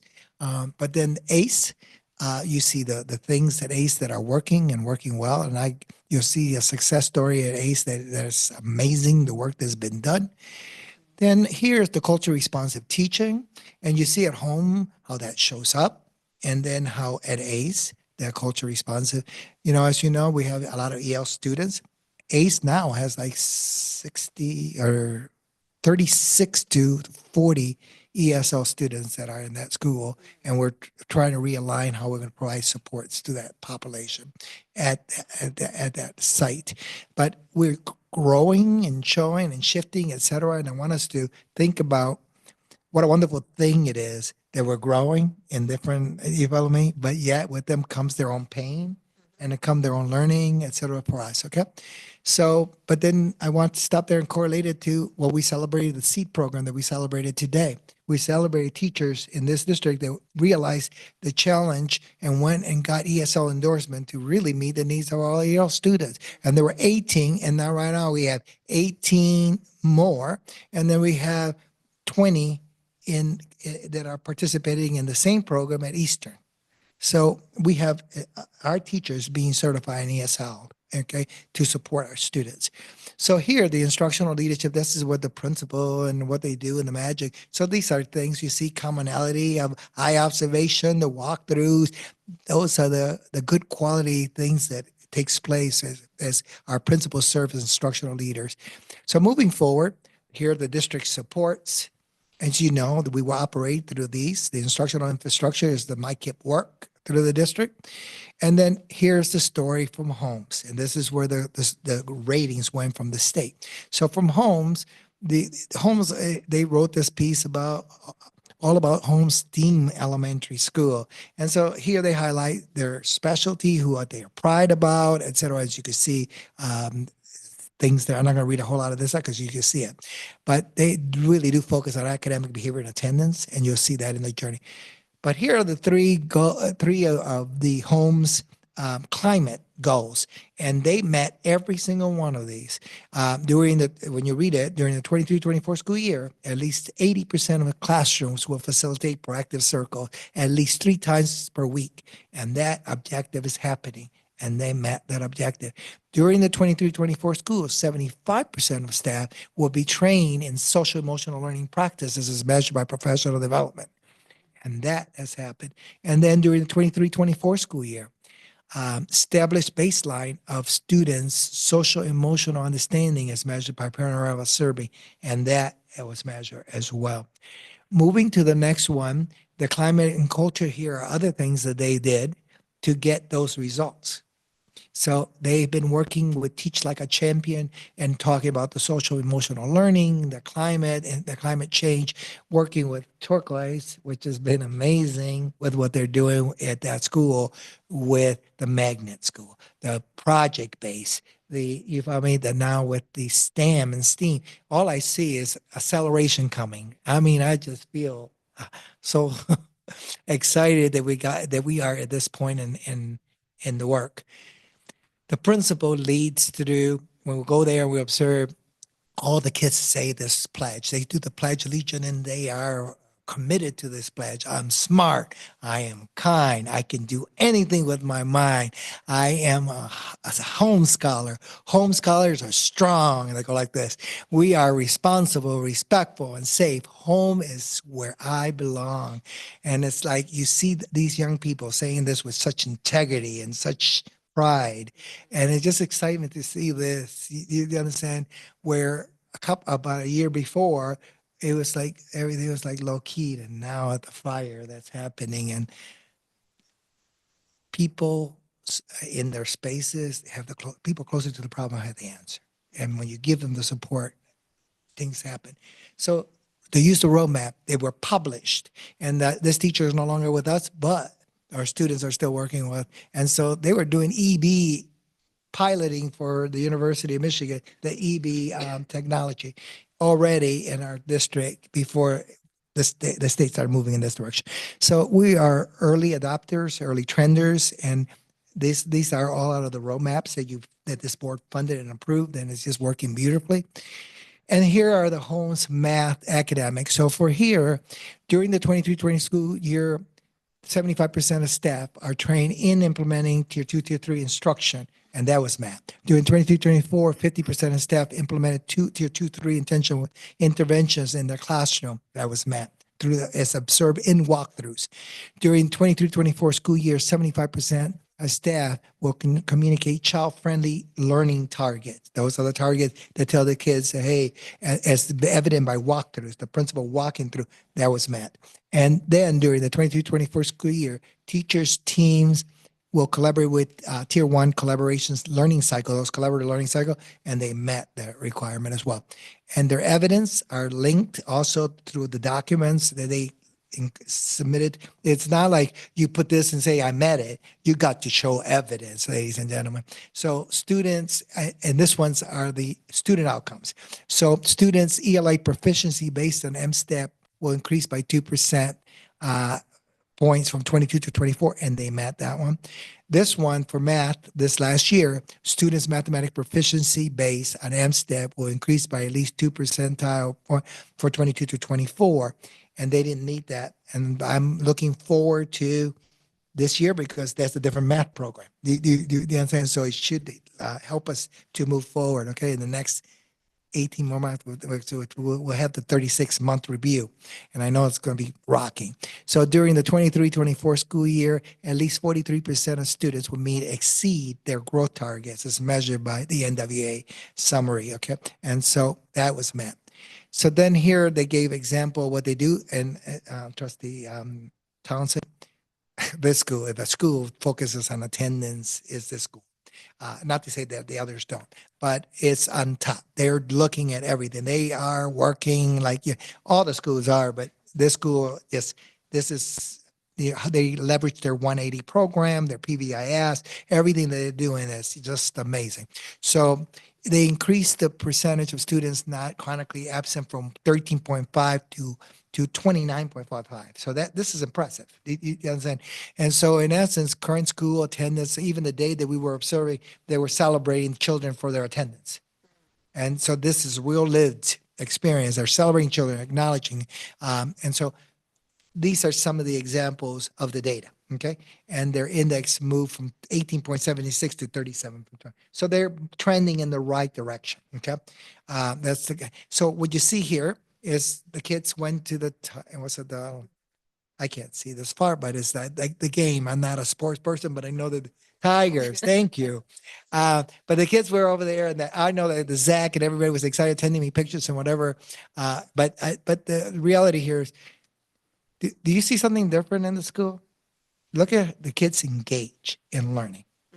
That's what we're seeing now in every school that we go to. You follow me? Especially the magnet school. So these commitments that you're making and the support from this team that applied for this grant, it's crucial. Okay. So instructional focus moving forward, you see where they're headed and you see the STEAM, career camp. These are things that have been working and going on in the school. So this is every day they do this. When you walk in there, the spirit of learning, et cetera, in that school of K4 is just rocky. Okay. And so one of the things that the principal has done is he leads with the master schedule to really make sure that rigorous teaching is being taught. And you can see evidence by the way it's scheduled. At ACE, now I'm going to shift to ACE because this is another success story. ACE Alternative Education, everybody thought that back in the day, this was the alternative where every kid goes at the end. That's not true anymore.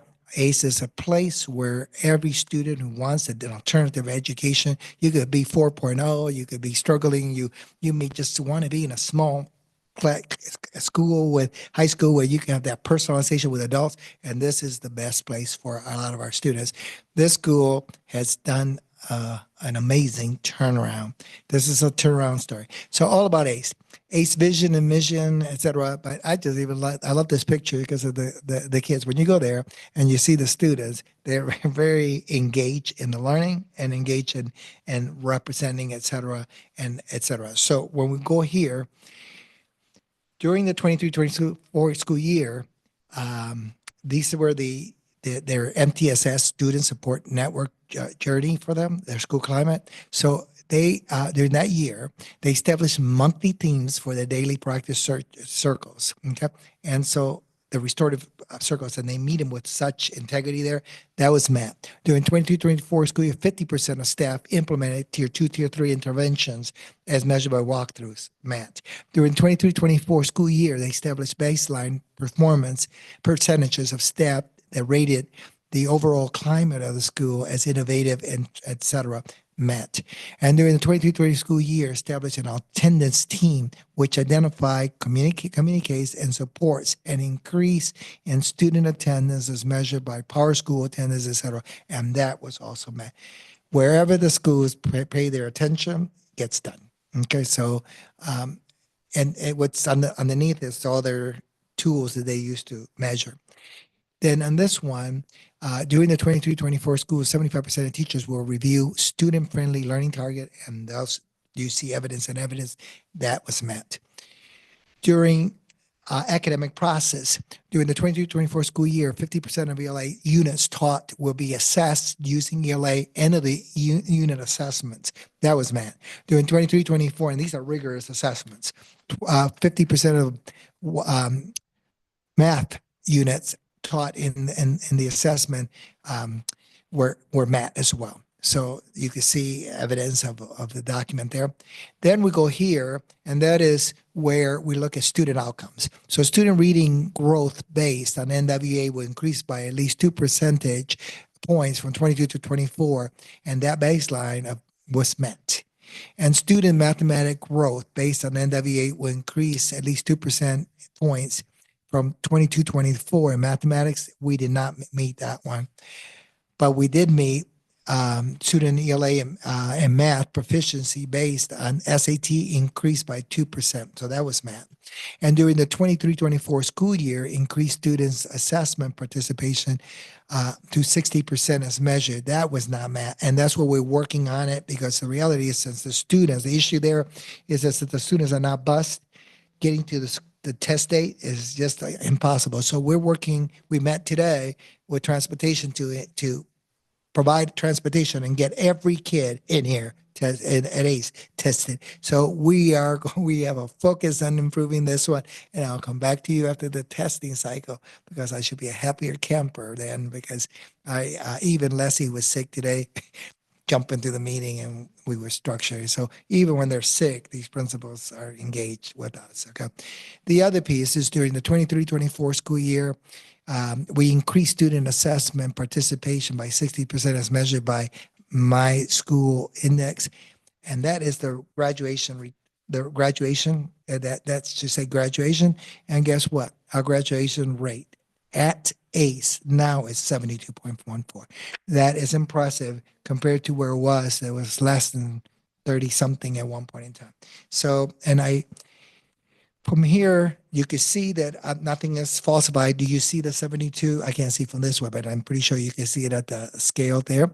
So I want to indicate this because I want to talk about graduation rate in a little bit, about an article that was published in MLife. And I want to make sure that I address that because our community needs to know that our graduation rates are up.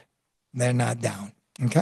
And I just want to make sure that when people make mistakes, it's important that our community knows that, hey, a mistake was making. I don't care about correcting MLive. I'm more important about communicating our message to our community. And this data, and someone wants to challenge it, go to My School Data, go to the graduation index, and you see it for yourself. Okay. So EWIMS, the ACE uses EWIMS, which is the MTSS for grades 6 to 12. And then here are some of the goals. The school has a lot of stuff going on in there for our students. And so as you can see, it's there. Moving forward, so what were the recommendations from the state? The state recommended based on, they saw such positive stuff that all they could do is continue to do what we're doing. So they said that moving forward, we should continue to build in culture and climate, continue to build strong sense of belonging through restorative practice. Basically, you notice that is what we do. But they want us to do because they thought that what we were doing is exceptional here. The other piece is the talent management continues to increase the quality of instruction and the teaching by leveraging grow your own funds. So we are doing that in this district. And so what they're doing is continue to support that work. And I just wanted to know that they were very intentional with the positives. It's supposed to, that they turn whatever the recommendations are really into positive that are our strengths. The other two, in collaboration, will continue relationship with community partners and leveraging supports needed to offer by Washington Intermediate, which we have a very solid partnership with them.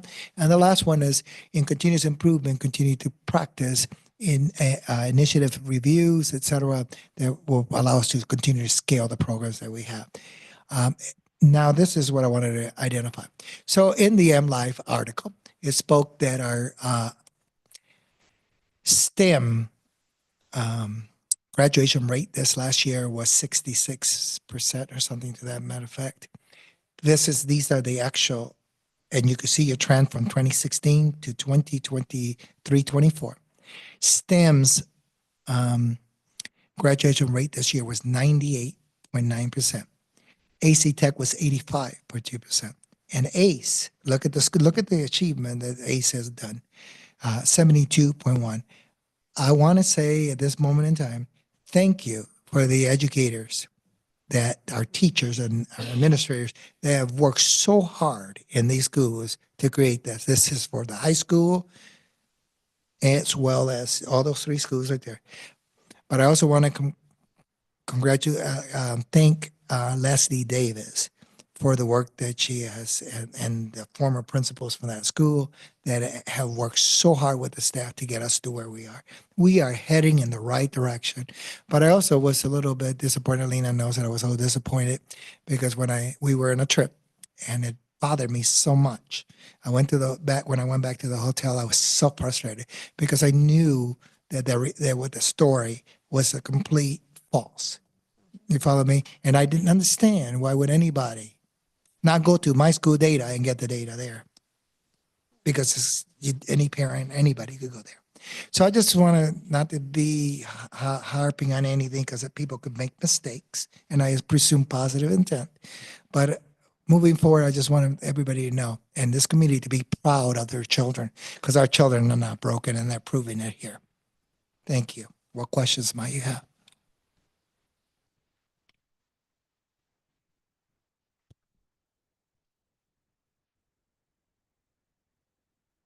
Yes, Trustee Goodrich. Thank you so much. One of the things that really struck me is that we represented pointing out how YCS is looking to our partnership agreement with schools with leaders and really celebrating and highlighting the work that they and for Mm-hmm. and I appreciate that. And I appreciate seeing the level recognize that. I'm also, we're a little further along now, and it's really exciting to see the STEAM graduates tonight and to know that we have more ASL certified teachers available to help support increasing numbers of the science learners at ACE, particularly in this virtual academy. So I'm excited to come back later and hear how the games are being realized, having that increase in ASL certified available.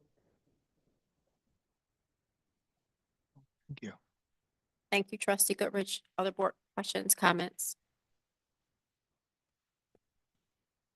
Thank you, Dr. Lopez, and Thank you. especially for clearing up the data No problem. that was Thank you so published much. Appreciate you. incorrectly. Yes, I appreciate that.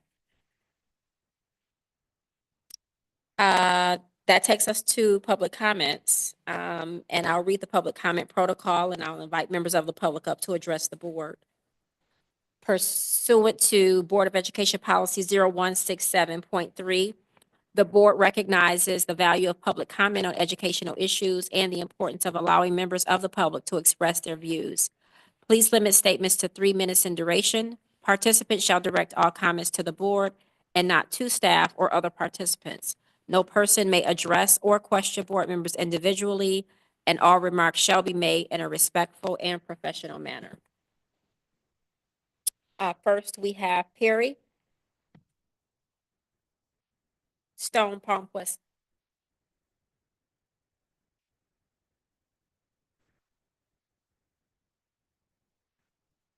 Is that all? Am I supposed to? First, I thought you were just going to say Perry. That's it. Am I good to go? You are? Oh, okay, good. Sorry. I wasn't sure if you're going to say anything else. Okay. Hi, everybody. I'm Perry Stone Palmquist, she, her, hers. I run the Student Advocacy Center of Michigan. I live down that way. Lived here for almost 20 years. Love the school district, and I'm here because I've been working hard to get more money for IPSI schools and other schools around the state. I'll say that IPSI, of course, has a special place in my heart. So that's really on my mind when I'm in long, lots and lots of meetings. But I came today just to tell you about a couple opportunities coming up and hope that we can partner together. Some of you already know about them. One is our Advocacy Day, which is we're part of a coalition called the Michigan Education Justice Coalition.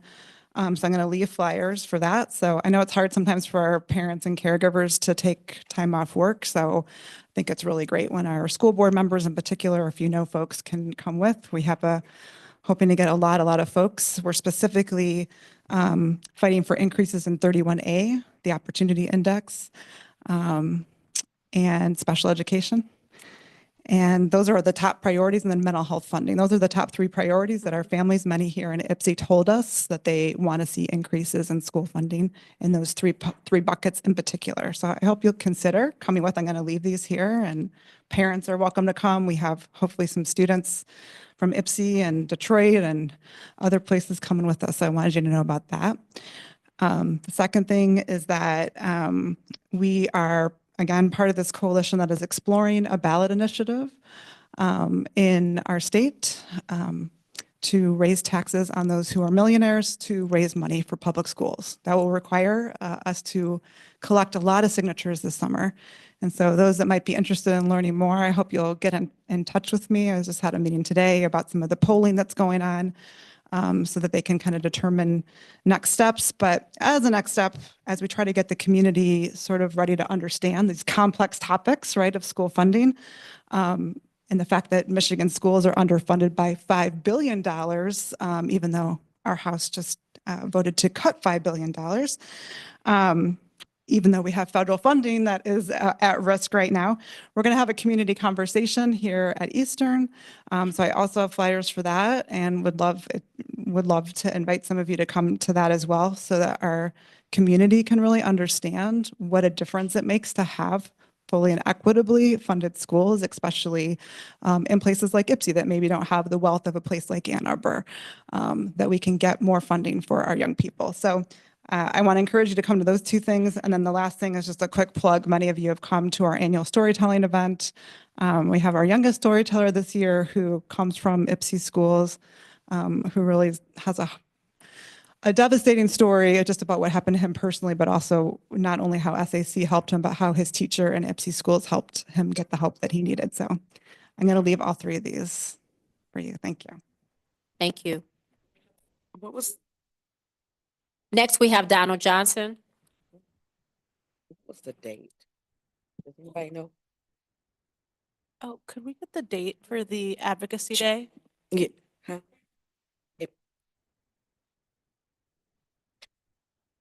April 29th. Everybody got it? Oh, perfect. Yes. Yes, I just have a question in the light of the current political situation. Is there going to be any cutbacks if the Department of Education is lost? Will that affect how, do we have a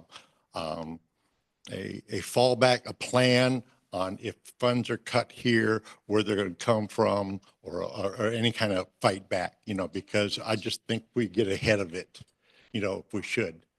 And my other question was, is there any interest in taking the Black Lives Matter flag down? I think that just makes us a target for those politicians there. Thank you.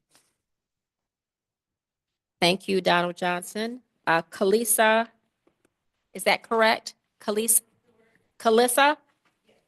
Stewart.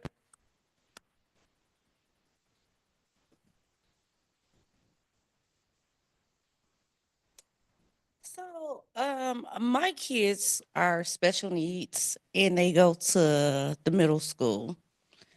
And the teacher is taking her own personal phone and recording them. I think that's unacceptable. But what can we do about this? Because I put my kids about the school. And their education is most needed.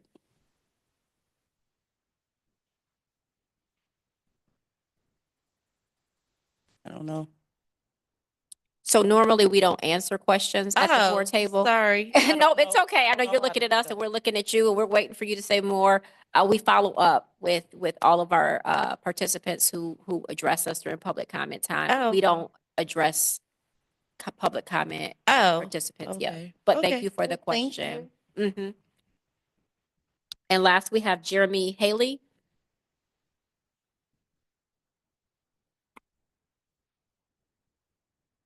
Hello, thank you for having me, Jeremy Haley, Ypsi Township. I know you guys talk about diversity and all that, but one thing I'd like to hear you talk about is diversity of thought as well, because that matters probably more, because, how can you get along with somebody if you can't stand to hear what they have to say? At least you should be able to hear people out and be able to discuss where things are. It makes the earth a better place. On that note, I was going to ask you about the new test results that came out. I've been hearing that across the country that only 2 states only really passed them, the national test. One only passed in reading and one only passed in math.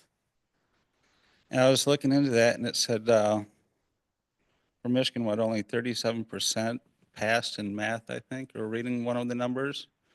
And when you hear numbers like that, I say 37% passed, but what about the 63% that didn't? That's when I see those numbers, that's what I look at, is that 63% of those kids in Michigan, and hearing after what Dr. Lopez says, percents is what is kind of looking for, the numbers which you guys were at. Is just, I'm glad to see the improvement that you guys are making and all the stuff with the kids. And was a week ago, I was hearing a news report on the radio from a computer engineering doctor that's been working with the Ypsilanti schools, coming up with like a reading program used on computers and stuff. And one thing he said to me really stuck out is that the Gen Alpha and Gen Beta kids, they expect and they want tablets. That stood out for me because what parent or adult would give a kid what they want and expect that kid, when that kid gets older, be a good contributing member of society if they always get what they expect. You know what I mean? And the way he described the program was really a lot of flashy things to get them into it. But that can also play into us how the brain functions and is wired into the kids and changing the function, how the kid thinks. Because he's always got this flashing things. If you watch any of these kid shows, they're tailored to that. They're marketed towards psychological manipulation of the kids to keep them watching. Example was Elsa Gate in 2017, when parents put on YouTube and they just let it play, and it dwarfed into some stuff that they didn't want to. But if you can just keep that in mind, thank you. Thank you, Jeremy. Haley. Any more public comment cards that have come in, or is that all of them? Thank you. Thank you. Next, that takes us to the consent agenda. Is there a motion at this time?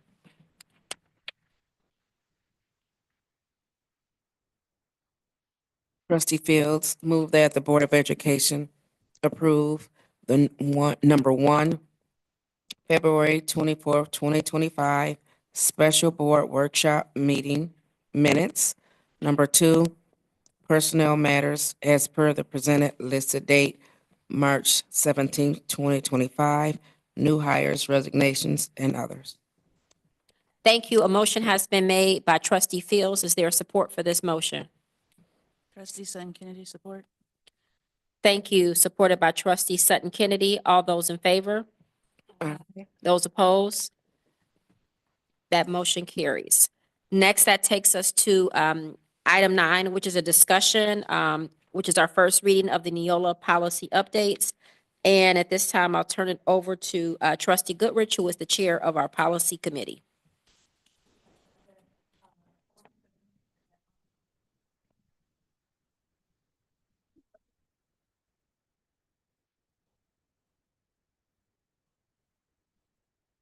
Mhm.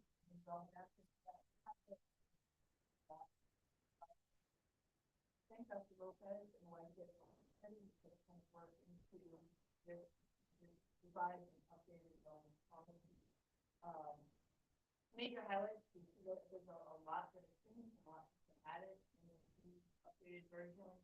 Some of the major highlights are the tips, more inclusive and scholars focused throughout, highlighting partnerships and reinforcing our farm school program, and emphasis on expanding access to activities. Mhm.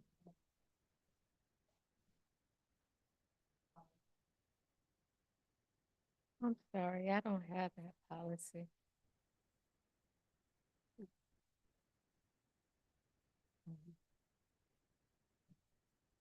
It's in the attachments. So just thank you, Trustee Goodrich. This is our first read of the policy. That second read of this policy, 8510, will come back before the board on April 14th.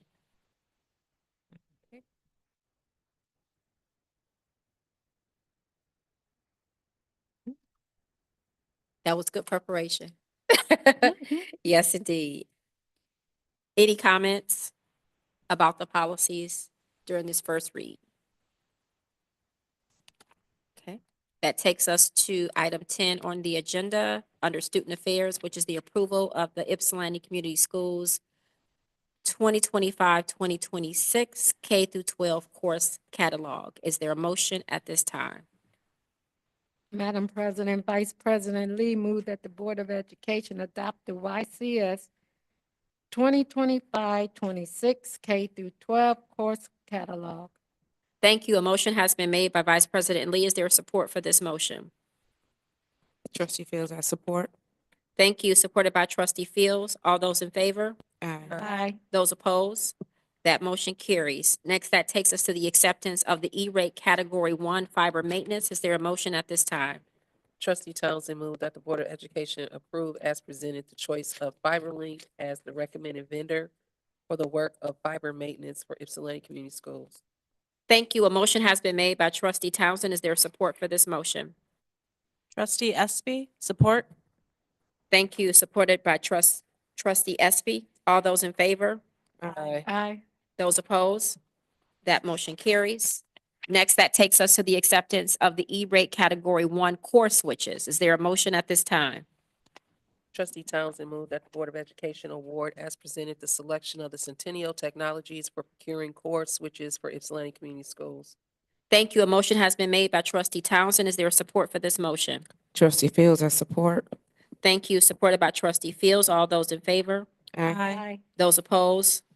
That motion carries. Next, that takes us to the acceptance of the M.Dot resolution. Is there a motion at this time? Trustee Fields, move that the Board of Education award as presented to the selection of the Centennial Technologies for procuring core switches for Ypsilanti Community Schools. Is that, That's the Wait a same minute. motion. Is that We just- Wait, what MDOT is she? isn't there. no, this one is an acceptance of MDOT. Oh, they look like they're a duplicate, but different title. Yeah. Yes. Mm-hmm. Mm-hmm. Mhm. Mm-hmm. Do we not I have thought that? that sounded duplicated when I read that. It's in there.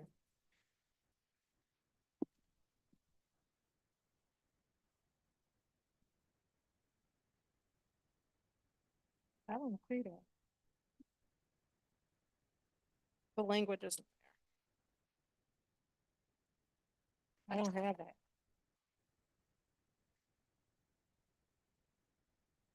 Okay, so the motion itself is written, it's a duplication from the previous motion that we just moved. The attachment, however, for the resolution for the acceptance of the M.Dot resolution is in the board packet. So we all had access to that. So the motion is just incorrect and it needs to be read in relation to the performance resolution for M.Dot, which is at the bottom of that motion. So we need to strike this motion and we need to read a new motion to reflect the M.Dot resolution. Does everybody see it at the bottom? The rationale for the resolution is that the project will require, I have. Yeah. okay, and then the attachment below. Would someone be willing to read a new motion? Have that. Uh, Would that be me? I mean, am I reading the new one at the bottom? That's the one that we said the rationale, that's the motion? Yeah, the resolution would essentially be to move that, Performance resolution. it's the for pres, MDOT. yes, it's the performance resolution for M.Dot. Okay, All those I'm just trying to resolutions find it, that's I all. I'm just trying to understand. Performance resolution for public school district. Mm-hmm. Yep, This That's- item. Okay, that's the correct one, Vice President Lee. okay. That looks like this.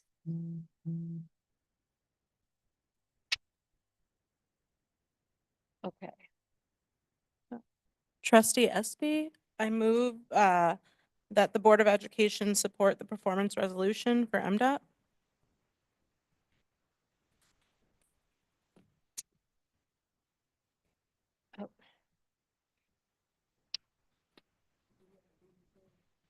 So I'm completely confused now. Huh? Where are we again? I know that. So we're at, We're at action item number 11. And the motion that was read by trustee Espy is the correct motion that should be here. I understand, but where do we find that on here? I mean, I'm just trying to follow you. Is it the one that says the rationale down here right above? That's, so she just said move that and she read about that one? Okay. Yeah, she I just just- want to be clear. I just want to follow you.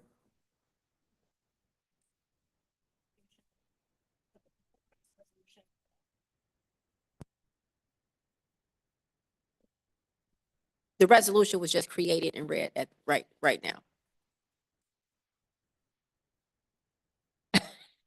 Okay. Yes. Okay. Okay. So the motion was made by trustee Espy. Is there support for this motion? I second trustee Fields. Supported by trustee Fields. All those in favor? Aye. Those opposed? That motion carries. Next, we have the acceptance of the roof replacement for Ford, Ace, and Shadford Fieldhouse. Is there a motion at this time?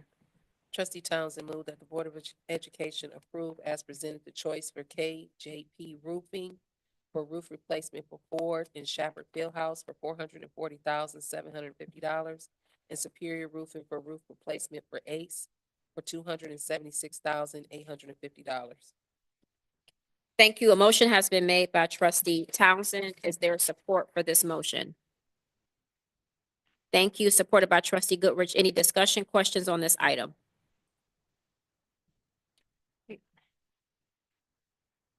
Seeing none, a motion was made by trustee Townsend, supported by trustee Goodrich. Wait, I'm sorry. Because I don't have those invoices. It's page 12. It's page 11 and 12 of the agenda items.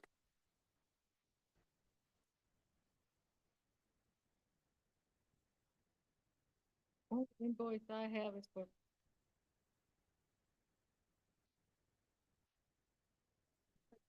Yeah. Yeah.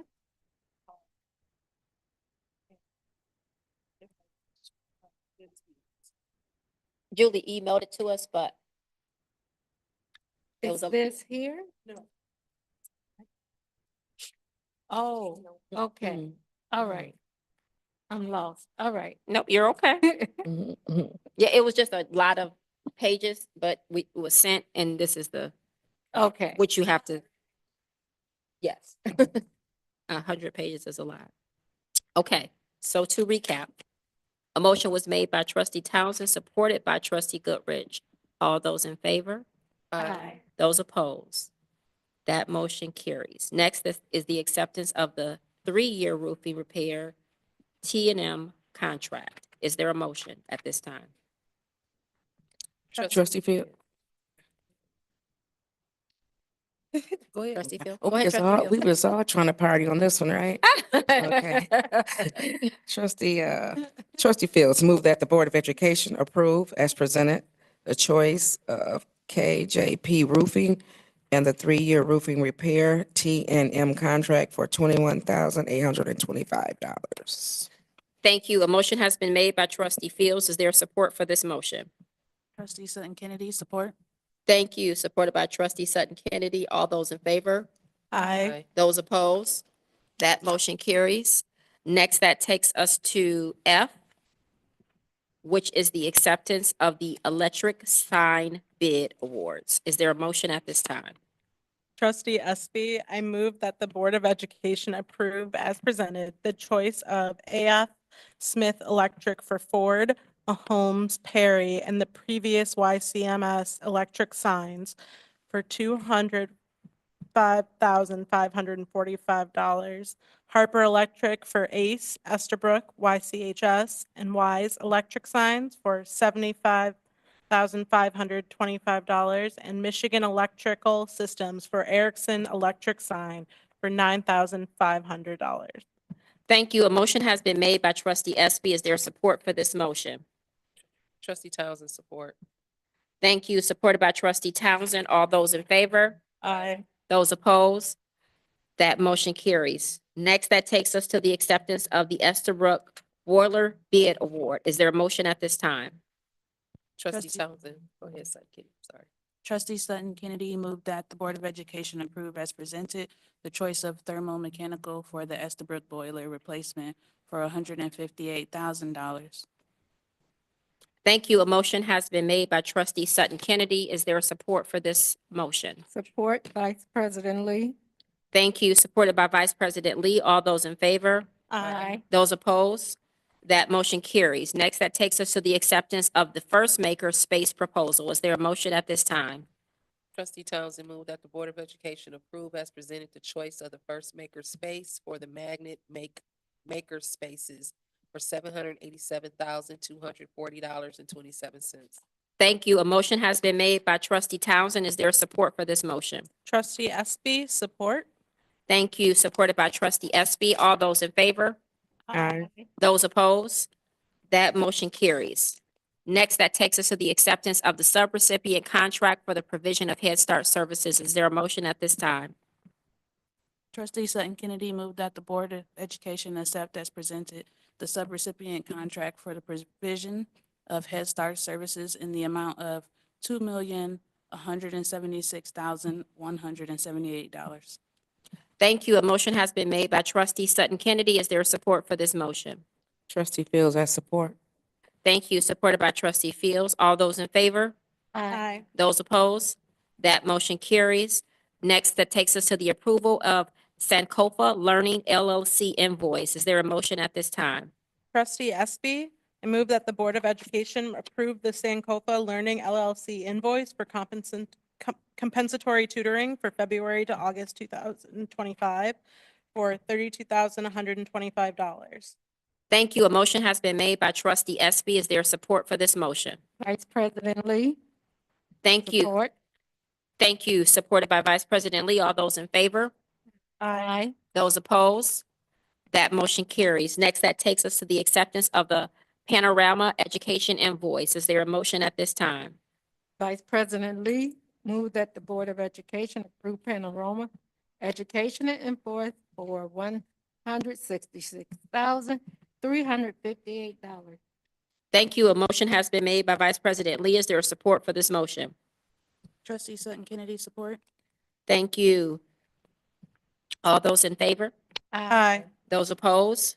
That motion carries. Now that takes us to the acceptance of a donation from Jasmine's Voice. Is there a motion at this time?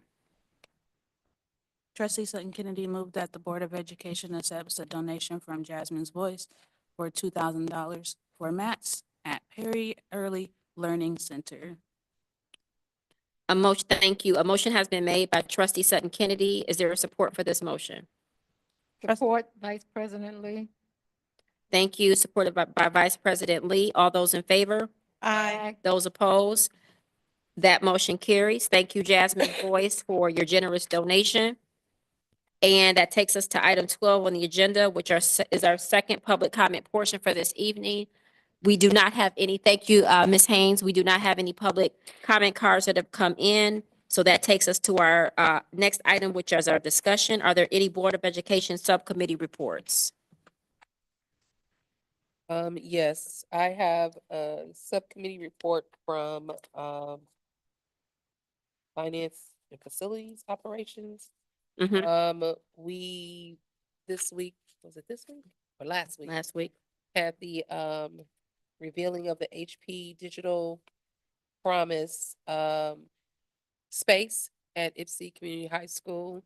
I want to congratulate the school as well as facilities for turning that space around very quickly. It looks beautiful. Kind of jealous. I might will have to come in here and work a couple of days. I don't know if they like that, but it was a very beautiful space. The students seem very pleased with it, and I just look forward to them doing some great things in there. Also, highlight a couple of things with finance. We are beginning to lay out the plans with the debt PA 3321. Am I saying that right?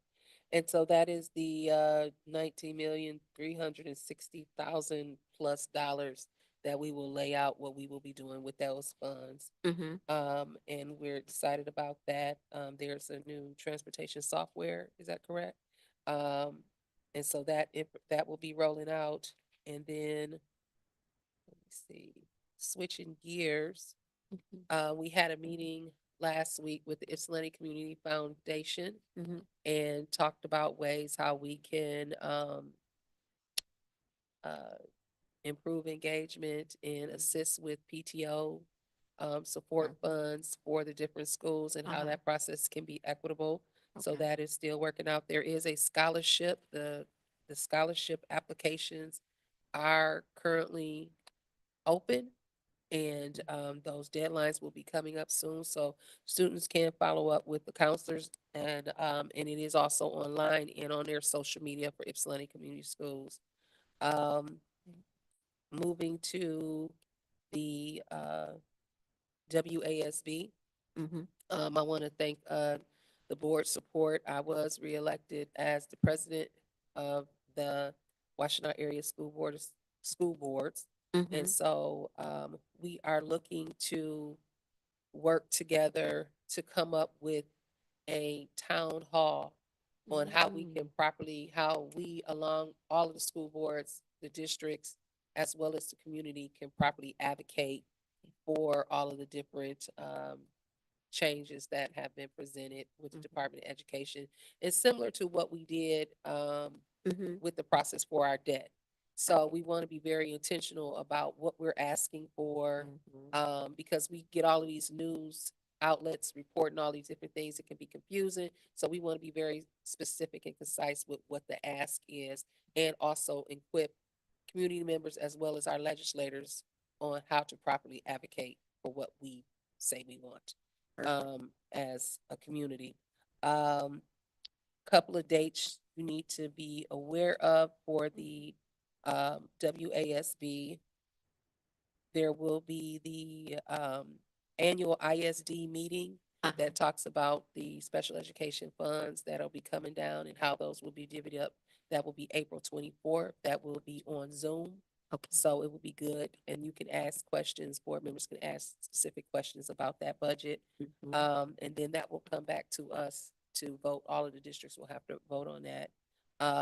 The next legislative coffee will be May 19th. And then the Board of Directors meetings will be June 12th.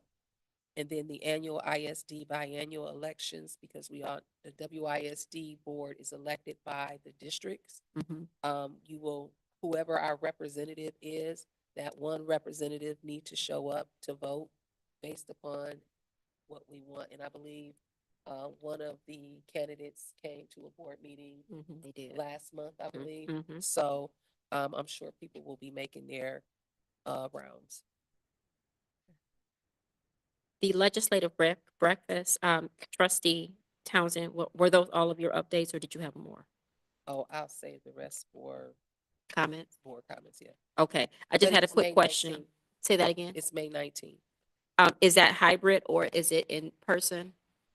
It's in person, but I can request that they can send you a. Okay, thank you. If that's the wish of the body, I can make that request. Make The that April request. 24th meeting will be virtually available. Yes, that's only virtual. That's only virtual. Only virtual. And then the board of, the June 12th meeting That is usually in person. in person. Thank you. Yep. Okay. Of course.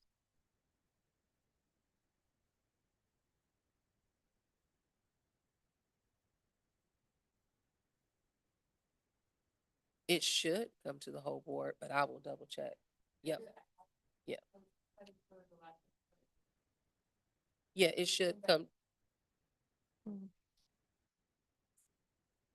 Yeah. I haven't either. Yeah, I believe it's Yeah, I haven't available seen to all of us. Yeah. I think the last one was January, wasn't it? January. Yeah, February. whatever that date was, January 24th. It was February. Was it February? It was January? Yeah, because you all just had came in. Yeah. Okay. So we'll look into that and then check your emails, and hopefully we'll get that as a reminder that it's coming up, and you'll check on hybrid for us. Yeah. Thank you so much. Any other subcommittee reports? Yes, Trustee Fields. Yes. The communication team met on the 13th of March. I apologize, I picked up the wrong binder, had my notes in, my book, so I'm trying to do some stuff from the top of my head. So, they were talking about, they have spotlights on for student athletes. They're still working on that. And I know there were a couple, questions they had presented to the athletic director, and they're waiting for feedback. So I know he had been out sick, so I'm not sure. I haven't Okay. talked to them since then. Also, I wanted to comment that they've been really good about, I recently, I think it might have been yesterday, a couple of days ago, we got the summary from Lambert. So they tell us what they've been reporting on and what type of things they have been sending out or what kind of communications we've been getting. We've had a lot lately, so that's exciting because that means we're doing some things right when we have something to communicate to the community about. So they've been really good about that, getting those things out. We're still doing is it something Tuesday? What is it called? Thanks Tuesday video together Tuesday. We're still waiting for those. If individuals have requests, if they haven't submitted those, we're still got time before school's out to get those in if you haven't already done that. All right. So let me see what else I had on my notes. So whatever I missed, I think you might see it in your summary. We've all should have gotten one of those in the last couple of days that they send out every month. And I do apologize. I didn't bring the right one from my own personal notes, but a lot of that information should be in that summary that we discussed when we had our meeting on the 13th. Okay. That's all I have. Thank you, Trustee Fields. Any other subcommittee reports? Vice President Lee? On the preschool, Mm-hmm. and I forgot my notes at home, so I'm doing it off the top of my head also. Mhm. And this is reporting for February. There were only 5 of us at the meeting. Okay. There was one parent, so we did not have a quorum. And also she was thinking about being the secretary. Okay. And of course, we could not vote her in. Also, as of February, there was 5 kids on the wait list. But I'm quite sure that it's filled by now because it goes so fast. They have so many Turnovers. turnovers. So also the budget, we are waiting for the ISD to sign the budget. I don't know if they have signed it yet. Oh, okay. Oh, they did? Okay.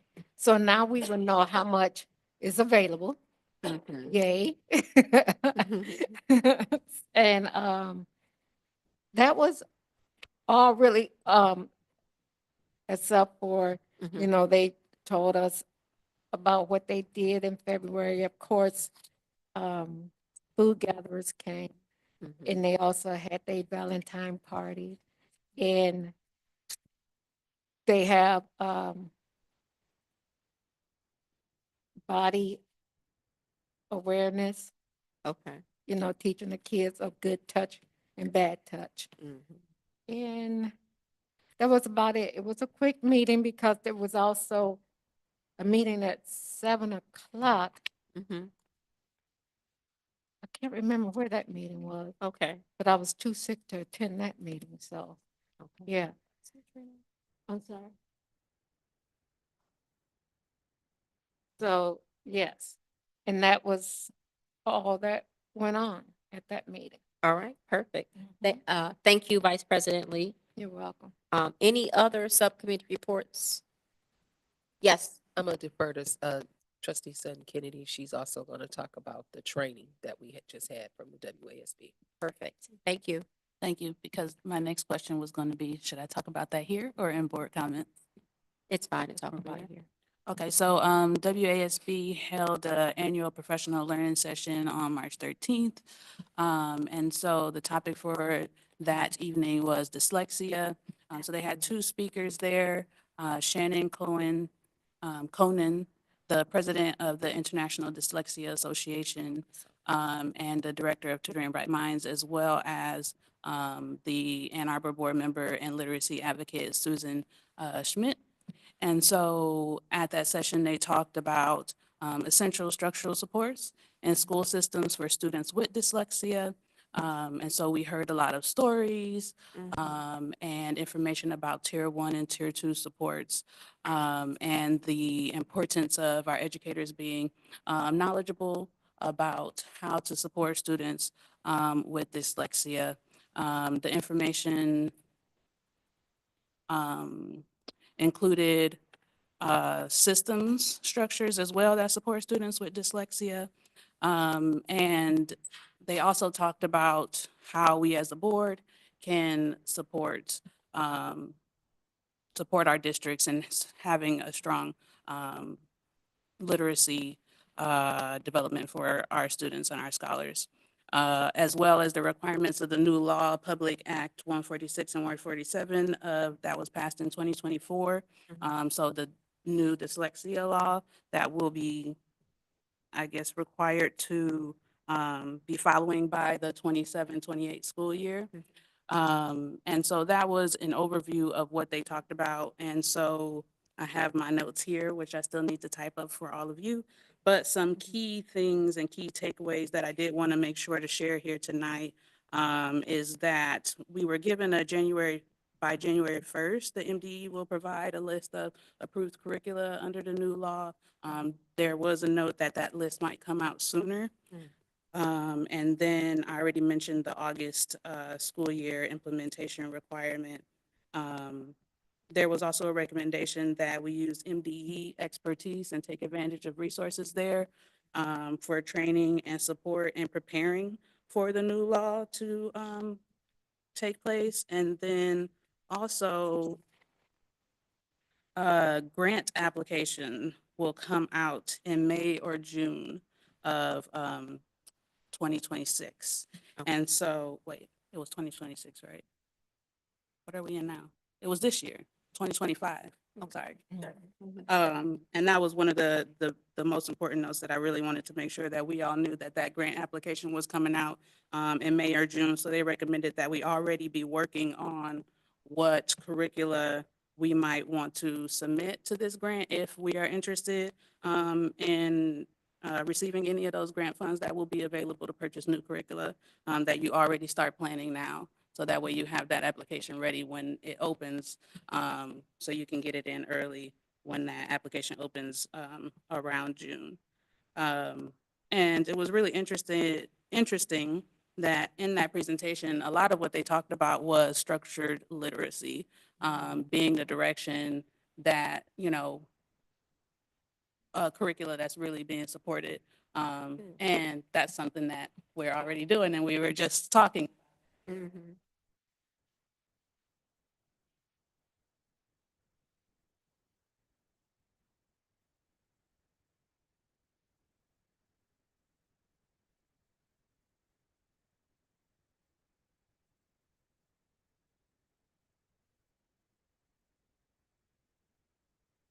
Thank you. Thank you, Trustee Sutton Kennedy.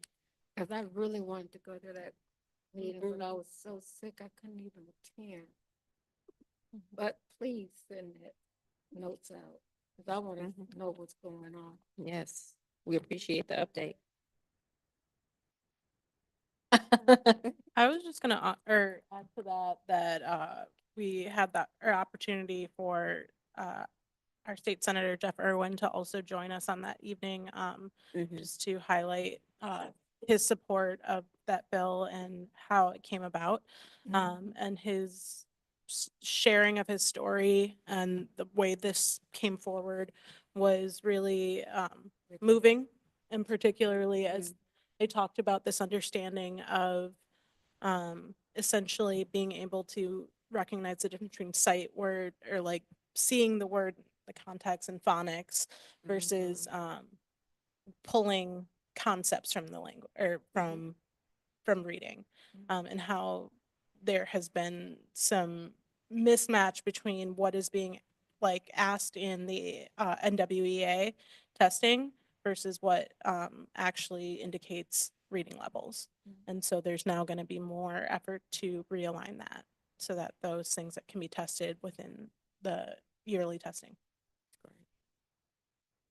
I have a question. Since those are recorded, since you guys are doing Zoom calls are they recorded? This was in person, the meeting. I'm sorry?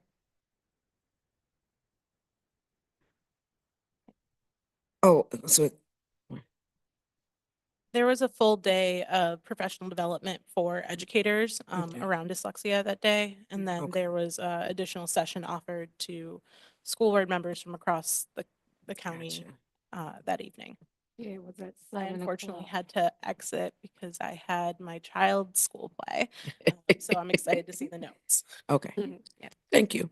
Are you referring to the legislative breakfasts? Is that what you were specifically asking about? 'Cause Probably, well, that and that, since we really that both, because I guess sometimes, I mean, they're recorded, but some of us can't make it because we be working or whatever. So if they were recorded, there's always nice to be able to go back and get them, whether they're on Zoom or YouTube, because a lot of places do that. That's a good suggestion. So that's why I was asking. I will inquire. Okay. And see and let you know. Okay. Mhm.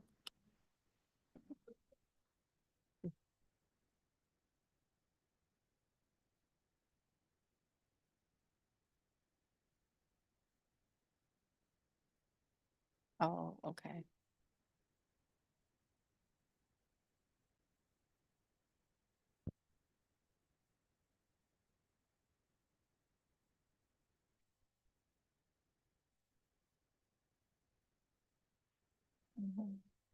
Okay. Thank you. All right, we're sliding into comments, so we may as well just keep it going. Any board comments?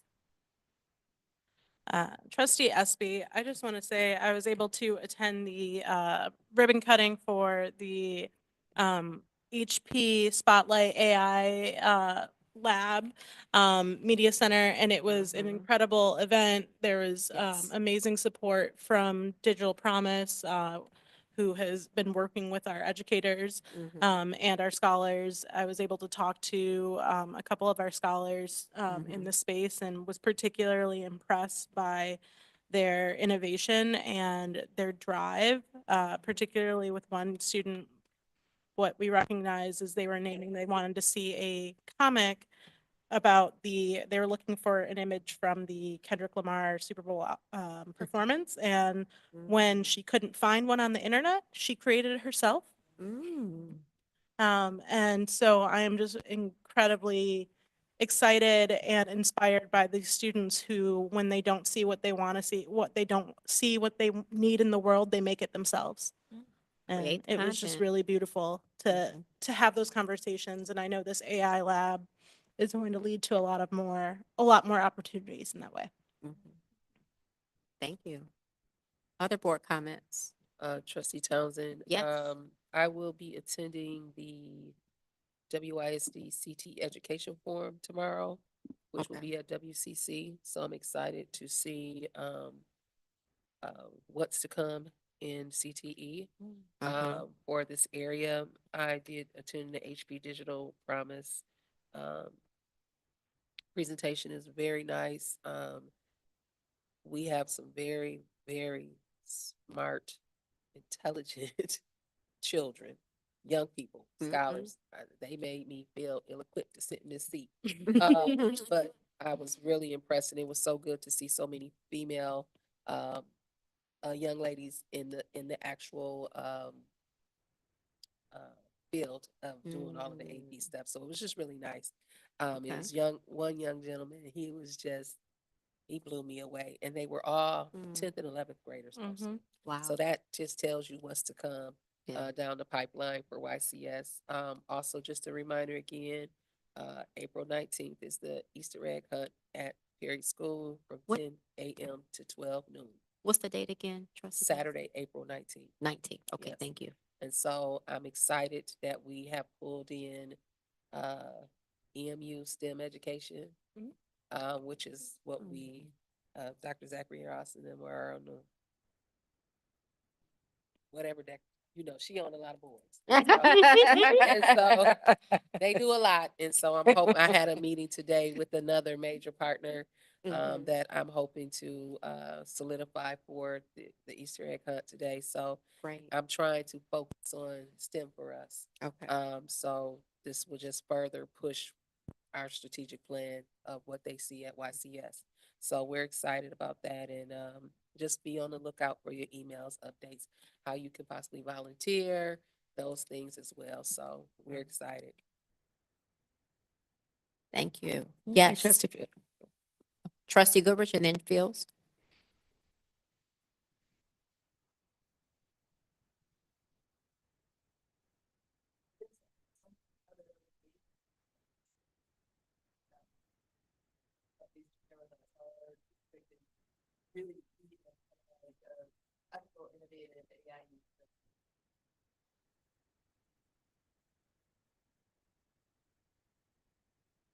Thank you. Trustee Fields. I too, I'm a ditto. I was there as well. So on that day, it was a beautiful day. It was so nice to see so many partners, like people coming out and like join and celebrating that day with us. And I too talked to a couple of the students.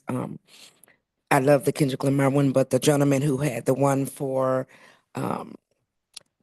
people being able to reach out to me if they have injuries when they get hurt in any athletic thing, that was really the bomb. Like, it's something that could be patented. I mean, I'm just serious. The way he had it all set up, I said, man, you might want to patent this and have this as you go, because it was a good thing. And he was using and he just loved it. He said he never thought he would even do anything like that, just to hear him talk about just looking into that. So he was excited for that, and he's a student athlete. And also, what was the other? Oh, and I know we talked about this already, but the play, I went to that play opening night. Me and Sutton Kennedy, we were both there. And as Trustee Townsend was saying, it was so emotional because it was just an exciting thing to see these babies like up there. And it was just beautiful because we haven't had that, in YCS in a long time, being able to see that kind of performance and seeing the talent that we offer. So like, we are doing many things. If it was based on us reading what MLive says about us, we wouldn't be anything, like, really, you know what I'm saying? So you really have to come here and really see what it is that we're actually doing. I mean, if you use that, nobody would come. But if you see the talent that we have, you look at what we're doing over here with the AI, with the students and what they're developing and what they're producing at 9th and 10th grade. Like you said, imagine what they're going to be doing in a couple years. You know what I'm saying? Then we have this talent of these babies over here. You can tell by the way that they're performing. Some of them have never, ever performed. I talked to Mr. Davis about that. They've never done anything like what they're doing. The young man with the lion suit, his mom was like, because I talked to her after it, and she was like, we couldn't believe it when he said he wanted to do it. And he was just so like he was born to do it. You know what I mean? You don't see no nervousness in him. He was just so confident in what he was doing, and that was just a beautiful thing, because those are our students. They're representing us, you know what I'm saying? And who knows what their next step is going to be, keeping up that, you know what I'm saying? So I really am excited to see, like I said, what their next production is going to be, because just that by itself is like, oh my God, you would think they've been doing it for years, and they just started this school year, and that was beautiful. So, yeah. Thank you. Yes, Trustee Sutton Kennedy.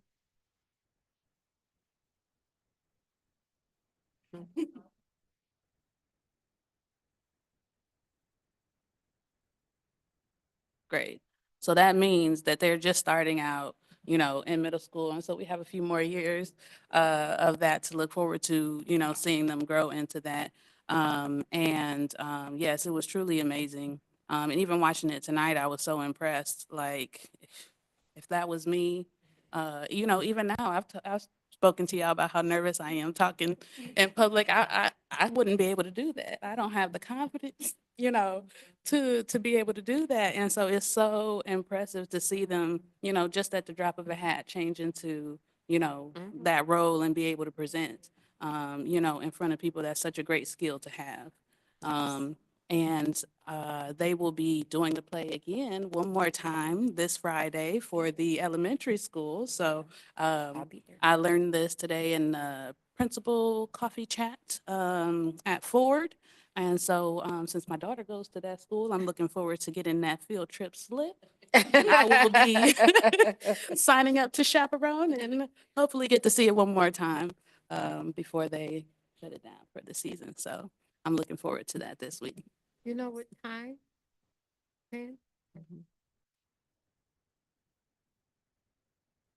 Other board comments?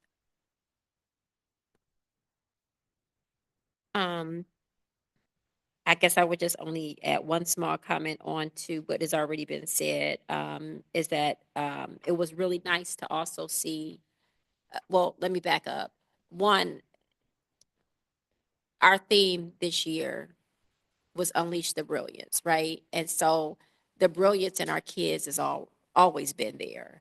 It always is there. And it's just, so I appreciate Trustee Fields that you lifting up and saying, come check us out, right?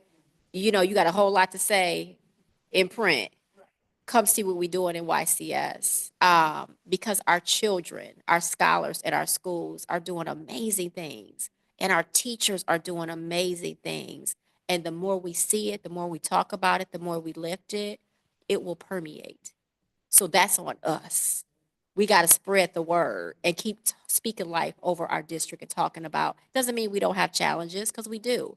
But you show me a district who don't have challenges, right? So I backed up. And so what I wanted to add on to the comment was, which I may have already forgotten. Oh goodness. Oh, the news story. I don't know if anyone had a chance to see. It was sent out to us, but the AI lab, for it to be on national news, right? Like, that's a big deal. Like, for us to be highlighted. I was looking at that lab, and I said, I just got to go over there, and I don't know what I'm gonna do, but I'm a fig. Yes, I'm gonna figure it out. Like, yeah, when I get there, I'm gonna figure it out. But I was just like blown away. Like, this is cutting edge. Like, we're doing the cutting edge work right here in YCS. So I just had to say that because I just get real excited about things. I think I had some other updates that I wanted to share, but they have left me. I apologize. So I'm going to pass it to you, Dr. Zachary Ross. Thank you, Madam President. And I just want to, again, just say that none of the work could happen without your support, because our teachers, all the educators feel supported to take risks and to move forward because they know that they're not doing it alone. So thank you for your support. Especially, I know many of you have been called for different Marches Reading Month events, so thank you for that. It's Women's History Month, and Yes. you've been involved in going. I know Dr. Hawkins, I know that was one of probably her comments. She was there at the play at Estabrook, and they did an amazing job just did. featuring the Montgomery bus boycott, just to think about women in history. Yes. And so appreciate your support in attending all the events. The play was amazing, and they're going to have an amazing opportunity they presented already to all the fifth graders in the district, and now for the Early Learning Center. And embracing our differences. I understand you didn't get the link to it came blank, so I tried to figure out again, because when Mr. Young sent it to me, at first it was blank, and then we got it. Okay. The talent at embracing our differences, I literally was blown away. So thank you to the staff members and the scholars. I'm like, we have to start taping all these events, because Lambert. I was floored by the performances all across the district. So I thank our staff and our scholars for that. I mean, you saw today firsthand with robotics team 66 winning, being at first place, and they get, it's funny, you got Dan Shunk is like, I'm not sure how they're gonna do it. And then they come out, and we know that they are ready to go to that state championship.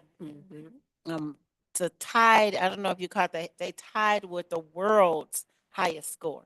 That's how they went from struggling to getting that first place, because they tied not the state, the world's highest score. And that's how they got to that first place. Then Chef Gardner, I know she was so excited, the assistant chef. They were not only at the fact that they won, they were featured on Channel 7 last week. And they cooked on television for the NASA Punch. Did their dish, they made their dish.